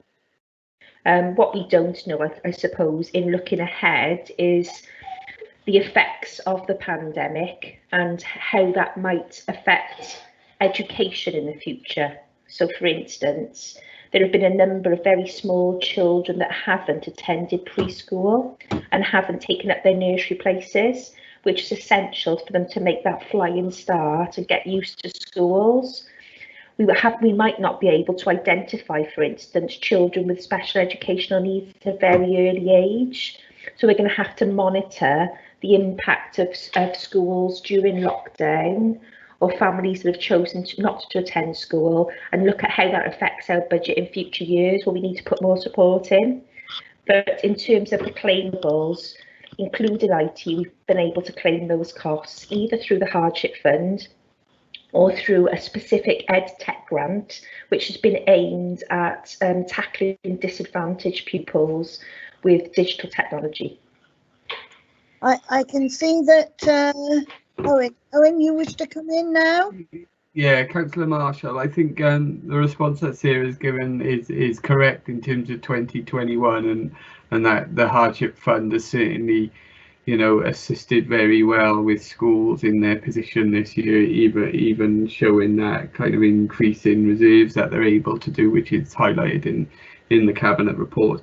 I suppose it's the same answer that Chris Humphreys gave earlier on social care, though, in terms of the certainty of the hardship fund going forward into 21-22. There's still a bit of uncertainty around that. Obviously, we're waiting for confirmation from Welsh Government about what's happening going forward with the hardship fund in 21-22, but we would be hopeful still that those type of costs would continue to be covered. I just wanted to add that it's very similar to the response that Chris Humphreys gave on social services. Thank you, Owen. Sarah, there's 3 things I want to ask. 8 schools who have got debt recovery programs in place. It does concern me, as I'm sure it concerns others, you know, the measures that they're having to take. What will be the impact on the education that they're able to deliver? That's my first question. My second one is, what is the situation with regard to the provision of laptops, etc., to children who are disadvantaged? Councillor Cleverly spoke earlier about a family that she was involved with, where she was able to supply a laptop, 4 children and a 16-year-old trying to do GCSEs on a phone. So I'm asking that question. And my third question, what type of school meal provision is being made across Newport for children who would normally be in receipt of free school meals? Okay. Obviously, when we're working with schools and we look at the issues of cost savings, it's important that we both come to a common agreement around not pursuing risky outcomes for children. Okay, so a good example is perhaps where we're looking at a provision which is for high-end children that require lots of support for their social and emotional needs. A danger of a school potentially removing that type of support could mean that there is an unforeseen cost, which will come further down the line, for costs within the pupil referral unit or an 80-county place. And that's not good value for money for the cost to move from a school to the local authority. So that's not helpful. So we discuss the risks around the implementation of certain cost savings, and we try to come up with secure agreements to make sure that they're not absolutely high risk. There are some cost savings which can be made from tweaking policies and from benchmarking and considering where schools are. So we've had independent reviews that have been commissioned for our secondary schools, for instance, that have been in deficit, where we've looked at the comparisons of staffing structures and how they can be more appropriately aligned across the city, because some schools have been out of sync with their SLT and TLR structures. We can look at sickness levels and look at what is an appropriate level of sickness in comparison to other schools and how that can be overcome. We can look at how cover supervision is implemented and what's the best value for money way to manage that. So we are very mindful of ensuring that decisions are made and not going to come with unintended costs down the line. And they're not going to come with unintended consequences for learners also. So that is always at the forefront of our mind. Okay, I'm sure you will understand that, you know, I asked this question, I raised this issue, because at the end of the day, we're looking at children here and their opportunity to get the best education possible. Of course, and that comes twofold, doesn't it? Because if there is money, if a structure is not reviewed appropriately at any one time, it might not be serving children and young people to the best of its ability either. So, for instance, money might be able to be better spent with a frontline classroom teacher than another position within the school. So it is about ensuring we got the best outcome for learners as well. I think everybody needs to review what they're spending their money on. We do that within our own households. That should be done as a matter of course within schools as well. There needs to be specific health checks. So I think that this is good standard practice anyway, despite the deficit budget scenario. You also asked about the laptop position. Of course, this is a concern right across the country in Wales. And we were able to offer immediately during the first lockdown position 2,600 MiFi units to support pupils that didn't have internet access. We were able to support with reconditioned laptops, and we had 3,000 laptops on order now from China. Now everybody has struggled to get their laptops orders through, but we've been told that they will come through by the end of this month. Now there will be children that are struggling with the technology that they have in their household. There will be large families that are sharing, but every school should know and be fully aware of what the technology barriers are within their own school community. They should have carried out surveys to make sure that they're responding appropriately. So many of our schools will provide packs for our families. They'll be delivered to doorsteps, and everybody will be struggling. There's not one specific answer to this and solution. We're doing our best with the funding that we've got available. We can't just simply provide everybody with a laptop. We are being supported by community schemes that are also being very, very generous in giving laptops out as well. So we're doing as much as we can, but recognising there is still digital exclusion out there. It's important we know what that looks like. In the last couple of weeks, every school in Newport was asked to go through a baseline survey around their digital infrastructure and the technology they've got available to support remote learning. So again, that's given up-to-date information. This has been then handed back to Welsh Government so that they can support us with potential additional funding that might come through. So you are aware of every child who is currently disadvantaged? This has become through our head teacher surveying, but yes, we would be. How many? How many across the city? I can't tell you that information. I'm not ready to answer that this minute, but I've got that information for you as a follow-up question, and I can give you that, Councillor Watkins. It needs to go not just to me, but to every member of this panel, please. Absolutely. It is a matter for real concern. Absolutely. And I am aware, for instance, Councillor Cleverly is heavily involved with the Rotary organisation, and they are doing a marvellous job. You know, providing additional, but it is an issue that is, you know, causing real concern, I think, for all of us. It is, and I think when you look at the word blended learning is about a menu of activities to support young people, and on occasions I think that there's been a lot of focus on, for instance, live lessons. There are times when they can disadvantage those pupils without IT provision, and if families are sharing, because there is difficulty in everybody trying to get onto those lessons at the same time. So there are other ways which can support learners. I do think live lessons are excellent, but it's not the only way, which is a valuable way of learning remotely. No, there are different ways, but I think we're all mindful as well of the fact that children across the piece are currently experiencing considerable problems and difficulties with this blended learning. They need to be in school for all sorts of reasons, and of course currently that is not the case. Yet there was just the other thing from me, and then I'm going to come to Councillor Marshall, Councillor Forsey and Councillor Townsend.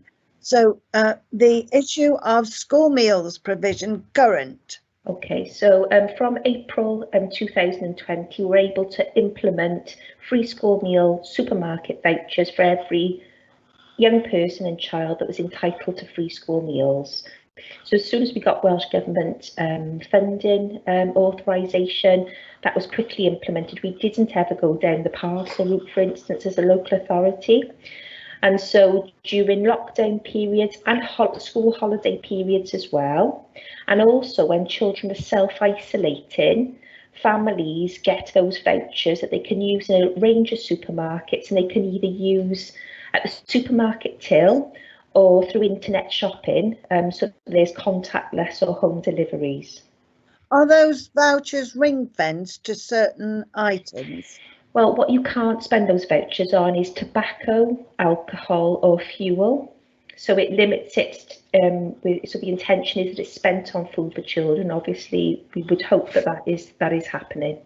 Thank you, that's excellent. So now, Councillor Marshall, and then Councillor Forsey, and then Councillor Townsend, and then Councillor Lacey. I'll come to you in turn. Councillor Marshall. Thank you, Chair. I'm not quite sure what's going on with the screen a second, but sure, I can see myself, which is weird. There we are. So I've got first of all a comment, then a question, if that's okay. So basically just a huge appreciation of yourself and the officers, Sarah, and all officers of everything that you're doing over the period in COVID. I know that it sounds sometimes negative the way that we're coming across with questions, but we really do appreciate obviously the commitment of staff and everything, getting this right for everyone. So thank you. You know, my deepest great appreciation. I'm sure my colleagues would like to share the same. The other question, as you probably imagine from the beginning, was just about the teachers' pay and pension situation, because as Marion mentioned more about the kind of social services that side, just maybe if you would know a little bit more about where we see ourselves in the future and things like that, because obviously, as I said, it's one of those things that is becoming quite heavy on the public sectors, the pension, you know, the weight of the pensions and things, and where we stand. Thank you. So I've got no further comments to make about the pension scenario, Councillor Marshall. I can only reiterate in terms of teachers' pay that this has been devolved to Wales rather than a UK approach, and therefore there is every likelihood that pay negotiations will continue. A significant amount of money has been put aside for schools, for that to be passported to schools when the teachers' pay rise, or if the teachers' pay rise is confirmed next year. So there'll be no example of the local authority trying to retain the money. It will be done so that it's fair and transparent. Those pressures are met. Does that answer your question? Yeah, sorry, I'm trying to work out which button I'm clicking because I can see it on the screen twice. Yes, thank you very much, Steph. Thank you. I think it was Councillor Pawsey next. Please. Thank you very much. I wanted to say how much excellent work the two schools on which I'm a governor are doing with regard to keeping in contact with all of their pupils. The one governors meeting we had yesterday was able to say that 90% of their pupils were engaging in online lessons, and that they were able to make contact with the ones that weren't, and there were various reasons for that. They also were pleased to report how useful the MiFi units were, what a difference that was making to children. And I really wanted to say what a fantastic job the teachers are doing in putting on their PPE, delivering units, IT units to children, assisting them with getting online. A certain amount of frustration was expressed by teachers when we say schools are closed. Teachers are in actual fact working very hard in a frequently changing situation. And so I think they are doing an amazing job, and I want to say thank you to all of them. We're still learning about what is the best way to do. And unsurprisingly, we're still learning about blended learning and what is the best balance to have between live lessons, asynchronous lessons. Initially, I think the thoughts were online lessons all day, every day, just as if you were in school. And then some of the experiences lent us to think that maybe that isn't the best thing to do, that pupils being able to access lessons at a time that suits them, that not all of the family can get online all at the same time. So I think we're still learning about what is the best way to do the blended learning. And I don't know what you think are good examples of blended learning. Thank you. Sarah, you're muted. Thank you ever so much, Councillor Fawsey, for praising the work of school-based staff. I think teaching and non-teaching staff across the city have been absolutely phenomenal. And I think about their own personal circumstances where they've been very brave, considering, you know, going into school every day to support vulnerable learners, the children and young people whose parents are critical workers. Those are all in school as well as also doing the blended and remote learning.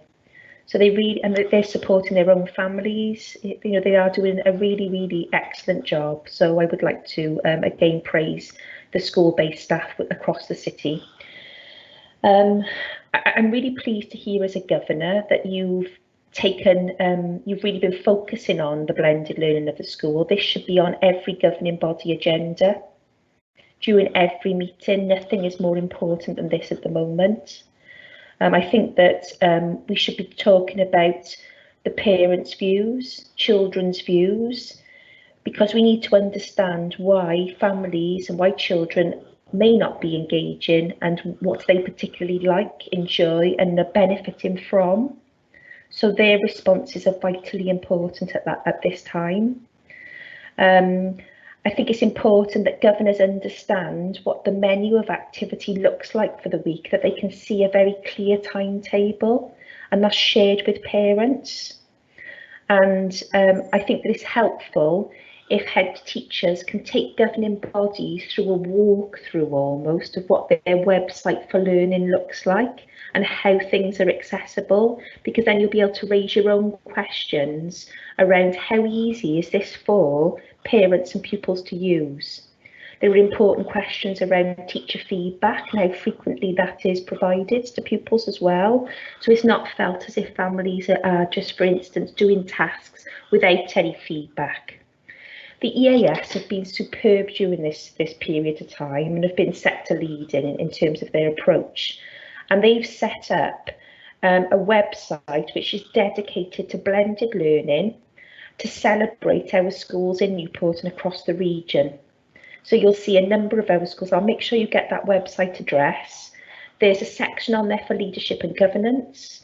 There's a section on there for the blended learning lead, a checklist almost of the things that they should be implementing across the school. There's a section on pupil voice and the voice of the community. It is absolutely fantastic. And they'll continue to use this website to make sure that blended learning, where it's excellent, is celebrated, and to give the opportunity for other schools to learn from this. The last thing I wanted to mention as well, which is vitally important for governing bodies, is that there's been 2 blended learning surveys which have gone out as a baseline. Okay, so it asks schools what they're currently doing. There was one in May, and there's one that's happened in autumn term. And it asks the question of how schools are developing. So everybody will be at their own stage, and what bespoke support is required so that challenge advisors can work with those schools to improve blended learning. Because even after this lockdown period ends, I'm sure there will still be episodes of children needing to self-isolate. And so blended learning will be just as important during those times. But I think any questions you can raise about quality assurance and how that continues to happen in a blended learning scenario is no different from quality assurance that should happen in a school during traditional in-school activity. So it's really pleasing that governors are doing this work. But as Chief Education Officer, I will be providing a note to governing bodies this term to suggest that all governing bodies do this, that they're asking the right questions and that it is on the agenda. Thank you. Can I just come back with one sort of supplementary concern, and that is around the pressure that families feel that parents are trying to work. They might be, you know, have several children, they've got other pressures, and as I said before, I was quite happy to teach other people's children for more than 25 years, but teaching my own children is a completely different situation, and I think other parents find that there is a different dynamic between parent and child than there is teacher and child when you're trying to teach them. So I've got a concern about the pressure that it's creating, and I was also very happy to see that one of the schools where I'm a governor recognised that and gave advice, but I think parents feel an enormous responsibility to try and do the right thing, which is fantastic, but also it's creating a pressure which is sometimes counterproductive. I would agree with you. Can I just come in there? I can see that, Owen, you have to leave to attend another meeting. I'm sorry, we've got a very bizarre screen here at the moment. So I'm trying to pick up on a number of things, but thank you for your input today. If you have to leave, you have to go ahead with that. Does that answer your questions, Councillor Forsey? Yes, thank you very much. I think it's Carmel who is screen sharing that's causing the confusion. No, I don't think it was it? I'm not sure. This technology is often beyond me. But I do see that you have a question to ask, Carmel, if you'd like to. Yes, thank you, Chair. Sorry, Kate, you're still sharing your screen. Thank you. Is it me or somebody else? It is yourself, sorry, Councillor. How do I get out of that then? If you just touch your mouse pad, you have a bar going across the middle of your screen. You should have like an arrow and an X going through it. If you just click that. Thank you. Is that better? That's sorted, thank you. It is, yeah. Thank you, Carmel. Go ahead with your question, and don't worry, I too have these IT blitz. I've only got one armchair, so and it's my left one, and I'm no use with it. So, yeah, I'm sorry to hear that. I've broken my shoulder. Oh, Carmel, that's horrible. Never mind. It's improving. Are you all right? Are you able to do this? Yeah, I think so. I think most people have covered it really, but Sarah mentioned about the blended learning, and I think it does have its place, but I hope it's not going to be an indefinite thing for children, especially primary school children. I think the laptops issue is a very important one, but from my own experience and talking to people within the ward, they prefer face-to-face teaching. We've had reports of terrible problems where young children refuse to cooperate with parents because they want to be with teachers and with their peers. They miss running around.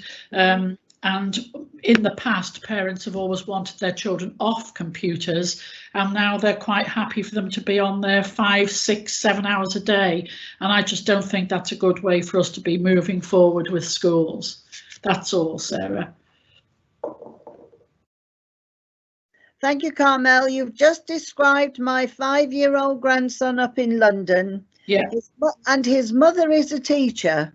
Yeah. But she is absolutely struggling to get him to engage because he just wants to be in school with his friends. Yeah. Now, I think we've got Councillor Laura Lacey with a question next, please. Councillor Lacey. Thank you, Chair. Sarah, you pretty much alluded to what my question was going to be, really, with regards to the governing monitoring. Obviously, you know, we've left the schools to their own devices in terms of how they push out blended learning and what they do. And my question really was, you know, are we, as a local authority, are we monitoring the quality of the learning that's going on? Because I know from my own children's school, which is starting to become very good, a mix of, as you said, recorded videos, and they've got a live session on Friday, to another school, one of my other schools that I'm a governor of, who just seem to be really just sending work home, which I found at the time as a parent very difficult, because all you're doing is setting homework. I'm, you know, with my council job, my full-time job, 2 children and the house, that for me was at the time horrendous. But then again, I'm chair of another school governing body who are doing, again, a lot of blended videos, live sessions, calling their children. So there's a big mix of quality of learning that's going on at the moment, and who, aside from, are we monitoring that at all? Because obviously when the children do go back to school, we're going to go following this recovery curriculum again, aren't we? And making sure that everybody was okay. But there's obviously going to be a big difference in the learning that's been received across the last sort of 2 or 3 months. And I think with Estin not doing their inspections and different things for a while, how will we, as you said, we are leaving it to govern. Is that the rule? Really, we're going to leave it to the governing bodies to check? It won't just be the governing bodies, Laura, Councillor Lacey. It'll be so what the purpose of those baseline surveys were to look at what everybody's doing across the city. Now, of course, what you get as well is if it's a self-reported survey, it doesn't mean to say that it's perception based, isn't it? So one school could suggest that blended learning they feel is going really, really well. They don't need any professional learning which goes with it, and there is just some minor tweaks to make. So challenge advisors, as they normally would do, are working with those schools around their surveys to validate those almost in a positive way. I think we have to be very mindful. Working in a pandemic, this is something that the teaching workforce have never had to do before. So it's important that the support is put around schools, as well as criticism as well, that it's done in the right way. But it is about moving forward always. It's not about standing still. That's what education is, isn't it? So the surveys themselves and the work of the challenge advisors will help to identify what the gaps are in a school's set of circumstances, how they can improve. What you should be expecting to see as well is nothing's changed in terms of school development planning. Every school was asked to include and ask a specific priority of blended learning within their school development plan in September when they were implemented. And we should be continuing to follow that up and look at how schools are ensuring that the best outcomes for learners are met. So, and school development plans should change, shouldn't they, over time? So perhaps what we might have put in those in September, we would expect to see tweaks to make sure that things improve. So we might have been looking at things in quite a one-dimensional fashion during September, but actually things should have moved on because there's more availability of citing what best practice is. I talked about the website earlier on that the AS have created. There's been more opportunities for working groups. So the AS have pulled together a middle leadership group to look at blended learning with those staff that are in charge of blended learning. So they're swapping ideas and looking at how quality assurance can work. What you can't do, I think, is inappropriate. Is, for instance, if you were doing quality assurance, lesson observations is not going to be an appropriate way to do quality assurance and just rely on that. But what you can do is a virtual learning walk through a school's learning platform to see how accessible it is to pupils, to parents, what type of work exists. If you were in a secondary school, you'd want to be able to look at the quality assurance across departments. Is maths got far more information on them than perhaps geography? Is it does it look like it's right in terms of equity between subjects? Is there equity between year groups? Is there a real focus as well on preparing the examination year groups for their future assessments, etc.? And that's basically we're in a bit of the dark about that at the moment, but there are things that you can do, and as governing bodies, and as I said, I'm going to make sure that comes out, a list of things that you can do, but we should be moving on, making progress, and we should be quality assuring the work. Can I just back on that? Sorry, if I may. So as a governor, if I've got concern about one of the schools, well, the school that I'm sat on that I'm not a chair, I could ask for that walkthrough of their learning platform, and then obviously and make comment to them from there, because like I said, one of them, I believe it's just work being handed out with no sort of guidance from the teachers, as I said, which is difficult for working parents and coming from that side of things. And as Jones and people have already said, self-motivating an 8-year-old and or even with 6-year-olds just by having loads of work being put to them isn't, and I'm sure others, not particularly a good way of doing it. So as a governor, we are within our rights to ask for a sort of learning walkthrough to check that quality. Look, Laura, may I make a suggestion that you relay your concern about that particular school to Sarah? And if I could just make a comment here, please, before I go on to, I think it's Councillor Cleverly next. Yes, governors have a responsibility. The school where I'm a governor, I think, is doing a very good job. I have a grandson at the school studying for GCSEs. Not easy, but he feels very supported, and there is good feedback and support. But Sarah, doesn't the authority, you and your team, also have a responsibility for ensuring that schools are delivering in the manner that you wish them to deliver at this time?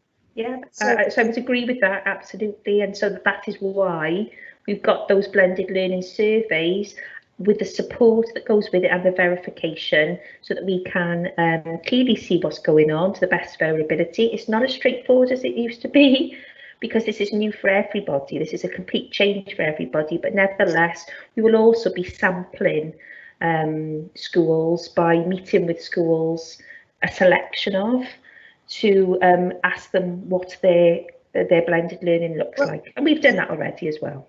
Okay, I'm just thinking that, you know, here Councillor Lacey has raised a concern with regard to a school. Are you putting extra support into schools where those kind of concerns are very relevant? Absolutely, and that support would be enormously high, because whoever needs that support should be in receipt of it. Excellent. Excellent. And can I just add to what's already been said? I'm sure everybody on this panel would want to thank teachers and all staff, you know, who are involved currently in trying to educate our children. This is such a difficult time, and I'm sure the vast majority of them are really doing an excellent job and need our thanks.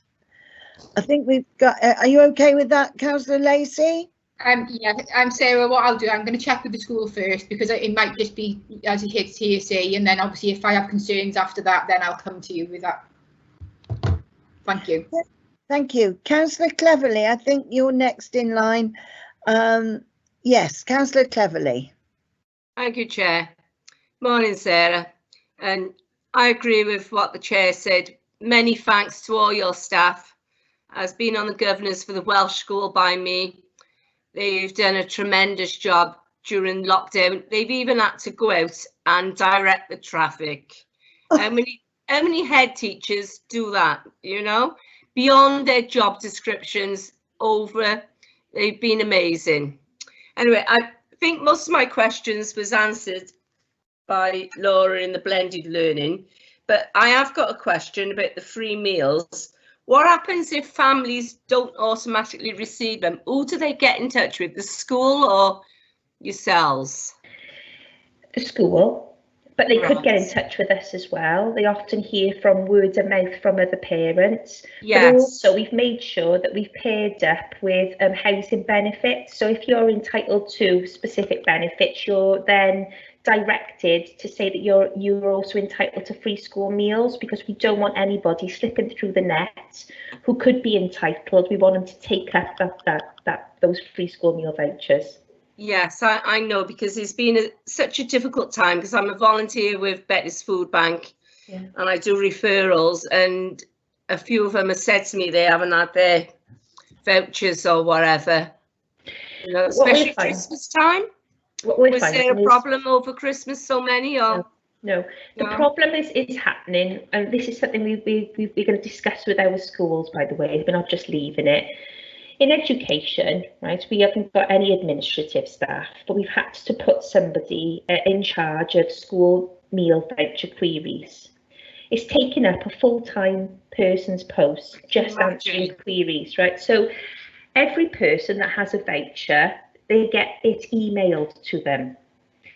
If there is an email mistake, okay, and the email is not up to date, that's where the error occurs. That's the only error generally that can occur.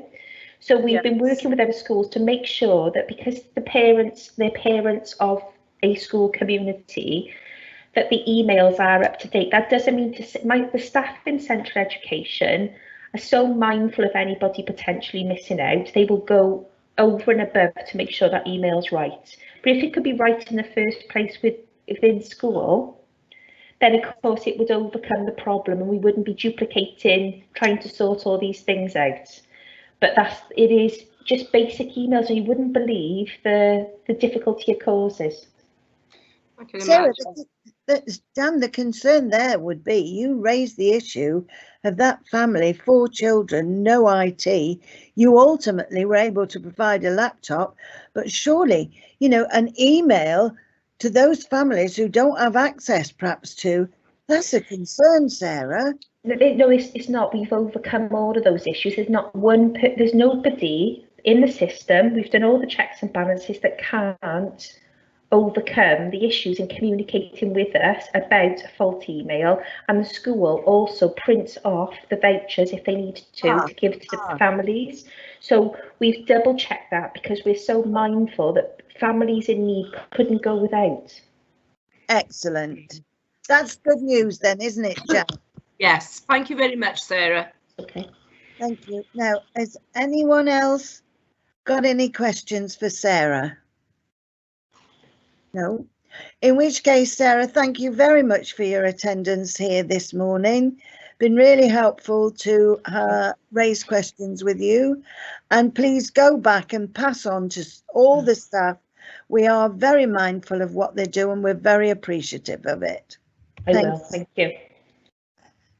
Now, councillor colleagues, we've been on this now for 3 hours and I, for one, need a toilet break.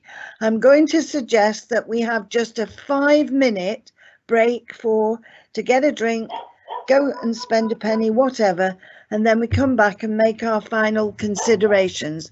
Is everybody okay with that? Yes? Can I just Yes. ask the committee, if you agree with this, can you just keep your mics on mute because I can't pause the recording? Oh, right. Yes, that's a very good idea. Just 5 minutes, please, everybody, and then we'll be back to make our deliberations, and I'll put mine on mute right now.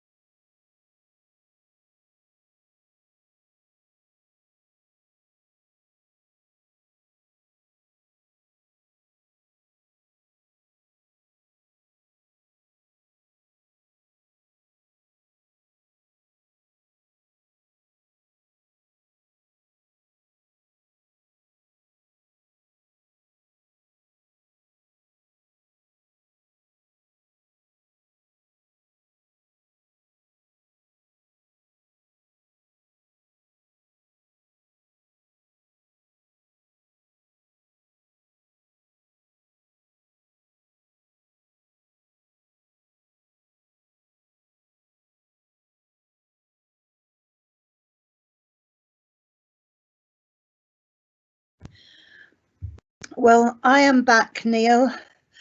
I hope our colleagues won't be too long, but I'm sorry, I just felt 3 hours is definitely, there's a need for a comfort break.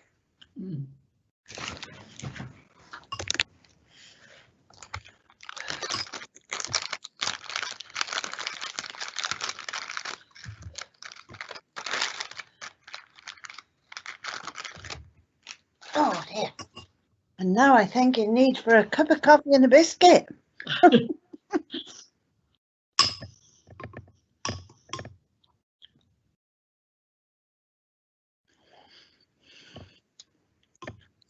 Well, I think we've done very well this morning in terms of our engagement and involvement, and there's been a lot of very good questions asked. So without wishing to be patronising at all, I would say well done, everybody.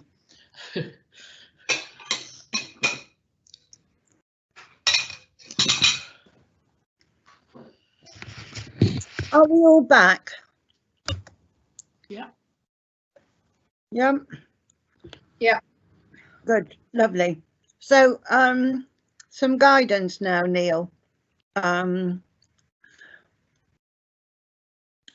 anybody got issues to bring forward that, you know, we need to either investigate further or carry forward? Chair, can I mention something on the budget savings for consultation about the information station? Certainly. Because it's mentioned that it's not going to cost them, it's going to cost them less in moving, but are they going to, how much money is it going to cost in redecoration in the museum? And I take it they're going to move onto level 2 where the youth service used to be. Can I have some feedback of that, if anyone knows? Well, I think that's a good question. If I may come in there, Chair, this was one that was discussed at the Scrutiny Committee yesterday. In terms of the detailed question, I can take that back and find out the answer, but I know it was one for yesterday's Scrutiny Committee, so I can find out the answer and come back to you on that, if that's okay. Thank you. I take it there will be a saving if the university is going to take over the information station. Can you answer that, Amy? Yes, there is a saving. So the overall saving relating to that proposal, let me just, bear with me a second.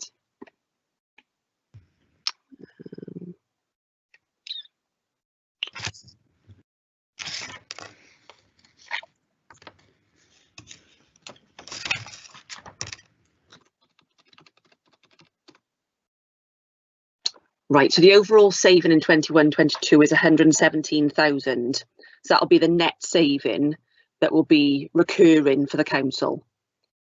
Thank you. So does that answer your question, Jan? Yes, Chair. I know there's a saving in moving to the museum, but how much money are they going to spend on redecorating it and putting it? Because when they first moved into the information station at the railway station, the money that was spent on that building, they had new windows, everything. It was astronomical. Oh. And that's what I was concerned about, the money they're going to spend in redecorating. Sorry, my mic was on mute. I couldn't get it to go off. I can query this with Tracy, councillor, and send you the information. But yeah, that was in yesterday's committee meeting. But I can certainly forward any information like that to you. Okay, thank you. Now,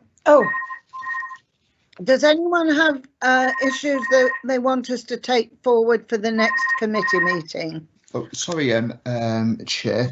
Just need to take, if any, we just need to take some comments or recommendations to take to the Management Committee for next week. Just wondering, just starting off with the adult services proposal, was there any comments at all on the budget proposal for that? Is it everyone happy with it, or do they have any concerns that you'd like to raise and pass on to the Management Committee? Well, I raised concerns with Chris Humphries, didn't I, about people, older people, being in an isolation situation and taking away the opportunity for meeting together and socialising in a building setting. Mental health conditions may not be helped by changing the format in which they're supported to a one-to-one basis. So I think that is something that needs to be very, very carefully managed and considered. So I'd like that to go forward. Okay. Was there any other comments that any of the committee would like to pass on to the Management Committee to discuss? Go ahead, Councillor Forsey.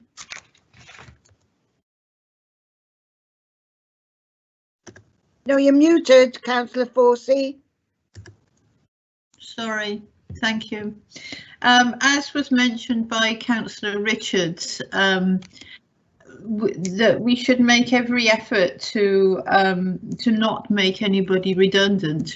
That the staff from there should be redeployed into other activities. That was the comment I wanted to make.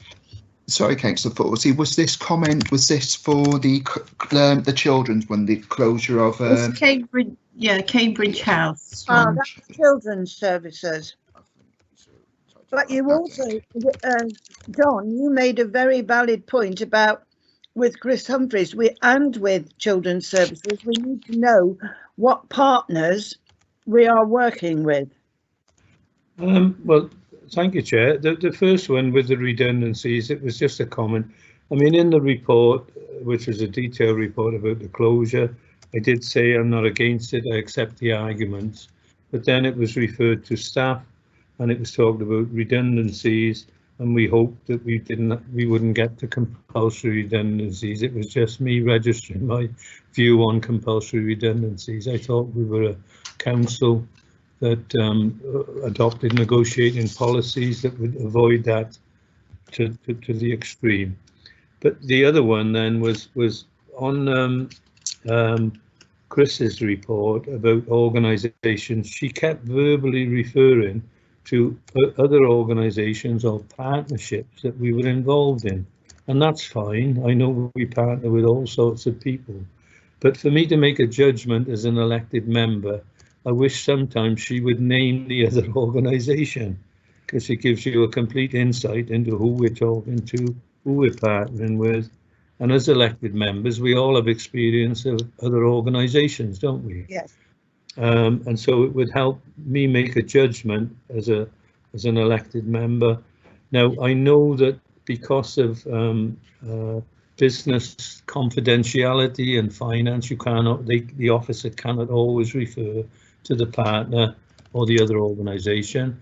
But I would ask that on the occasions when they can, they do tell us who they're talking about.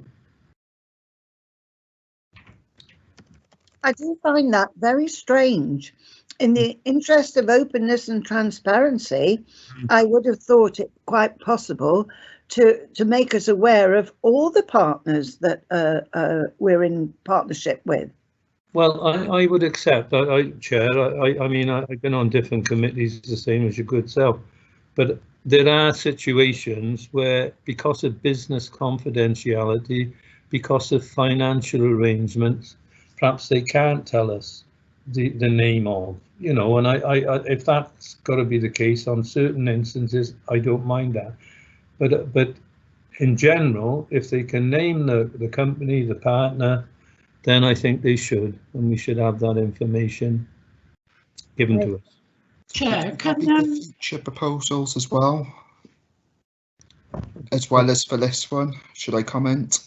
I think it's in general. I mean, I sit on 2 scrutiny committees, as you know, Neil, and officers report to both of those in some detail, not criticising the way they report, how they report. The information is top dollar and it's what we need. But if we're partnering with somebody, and I would suggest, especially in the children's services and social care area, it does help to know who our partner is from time to time as an elected member. We can certainly make a comment about that, Councillor. Thank you. Yeah. Councillor Richards, Chair, if I may, it's Councillor Lacey. I won't put my camera on. I was just going to suggest that if, obviously these meetings are being streamed live, and as you said, they might not be able to name the partners, but there's nothing stopping us from having a private appendices at the back of our pack to understand who these partners are, I think. So at least we've got the information. You don't need to make it public to the live stream, but we could have, as you said, partner 1, and we've got the appendices at the back to say who those partners are, so at least we know what we're talking about. Yeah, fine. Chair, can Councillor Forsey mentioned the care agency in Rosedale who left that patient in a bed. Do we know who that was? No. No. And should we know? I think it's anecdotal to say that the care company left that patient in a bed. We would need a great deal more information as to that actual situation. Yes, obviously, yeah. But Chris Humphreys said there was a communication issue there between the company and the authority, and that is something that needs to be very carefully addressed, because you wouldn't want any vulnerable person to be left in limbo, as would appear to have happened. No, I know. It was just that because Councillor Richards mentioned whether we should know these agencies, maybe we should know the name of that one as well. Well, we should know the name, I think, of all the partner agencies, and I think, Laura, you make a very good suggestion when you say it could be put in the paperwork that we are supplied with as elected members. It doesn't have to be in the public arena. No. But I think it is important that we know, as elected members representing our communities. So it's right and proper that Neil makes a note that we are asking for that. Yeah, thank you. You've got your hand up, Yvonne. Please, can I just come in and say I think it's a communication issue between the care providers and the family and the people they're providing care for, which caused a considerable problem. And that's, I think better communication between care providers and the people they're providing care for is important, because I've heard of other cases where somebody might be expecting care, but they don't know who's going to turn up at 5 o'clock. They don't know who's going to turn up and put them to bed at 10 o'clock or whatever time it is, and it could be somebody completely different that they haven't met before. So I think communication between the care providers and the people receiving care needs to be improved. Yvonne, I think this is actually a situation that happens quite regularly. There are a lot of issues around the care that's provided, and I'm afraid sometimes the carers who are providing. I myself have been made aware of a situation where carers came and didn't speak very good English, left the property leaving the front door wide open. It is important, I think, that we know the partnership groups who are working with the council and the standards of care that they are able to provide. Does that, because situations do arise, that one the one you spoke about and the one I've just explained, very, very worrying. Sorry, Chair. I appreciate what you just said, and I appreciate what Councillor Forsey said, but I'm not wishing to set up the Scrutiny Committee as an inquiring type of committee into how the services are provided. It's just as a courtesy, really, that we identify these partners as the officer is giving us a report. It gives us an opportunity to create an image and an understanding of who they are, what they supply, and it'll help us in doing our councillor's job. So yes. And we do eventually, all of us will put our hands up to approve or not approve a certain partner, if you know what I mean. Yes. And it's just a bit of background information that I feel would help us progress as a scrutiny. I think we've agreed that that should be taken forward, definitely, John. Yes, Okay, but yeah, it is also our responsibility to hold officers to account, to ensure that the care that's being provided is appropriate and as it should be. Absolutely, absolutely.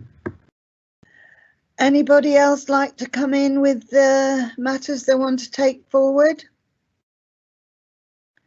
I would just mention you did all have a copy of information with regard to the youth justice system. Yes? Did you all receive a copy of that report? And there was, I was just going to say, and there was a great silence descended. Well, I read that report. I actually found it incredibly wordy.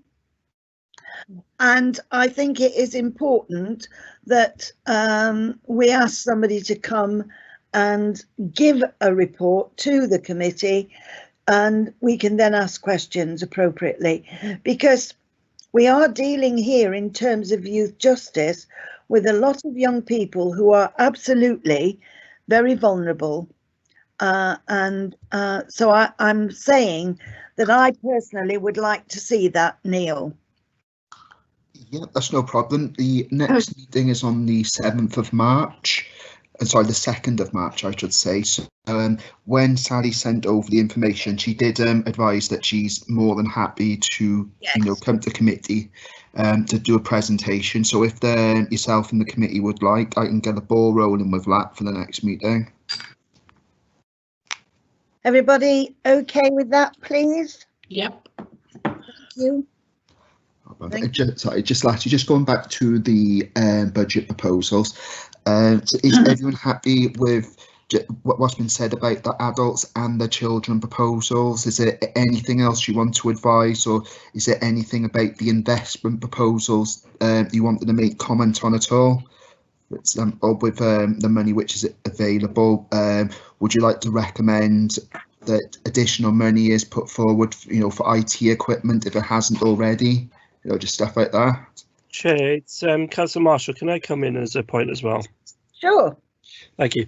Neil, just to add on, I think the officers did actually include a lot to address our concerns about the different things, so the adult services and also Cambridge House. And I think including the provisions at the moment, they kind of already looked into the fact that there was a potential for it to close. So I think with the work that's been undertaken so far, I'm supportive of the measures, definitely.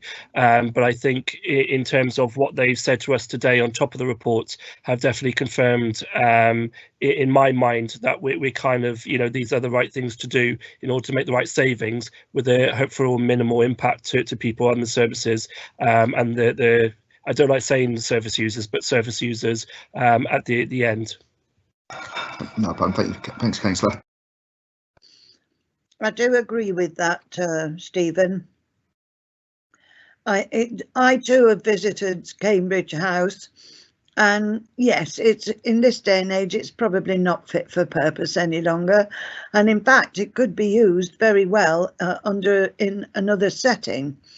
But what I would like to see is Rosedale and Windmill Farm coming on stream without too many more delays. Okay? Yeah. Anybody else, please? Share your thoughts? No. No. Are we all worn out now, seeing as it's Yes. almost 1 o'clock? Joan, I think a huge appreciation should go in for Sally as well. Just the fact she came on annual leave and joined us. Yes, I agree with that. You make a I'll good send point. that to Sally. She is due back to work tomorrow, but to come in this morning, we should let her know that we very much appreciated that. And can I just say, thank you to all of you for this morning's session. You've all really made excellent contributions, asked, you know, very, very important and sensible questions. And without wishing to be patronising, I really would like to say thank you, because I think between us, we've done a good job this morning. Well done, all. Well done. I'm back to homeschooling now. Ha! Oh, Wonderful. my son tells me up in London, he's got a 17-year-old, well, he'll be 18 in a couple of weeks, doing A-levels. And that's a real, you know, struggle on this blended learning. But he's got an 8-year-old and a 5-year-old. The 8-year-old is willing to learn.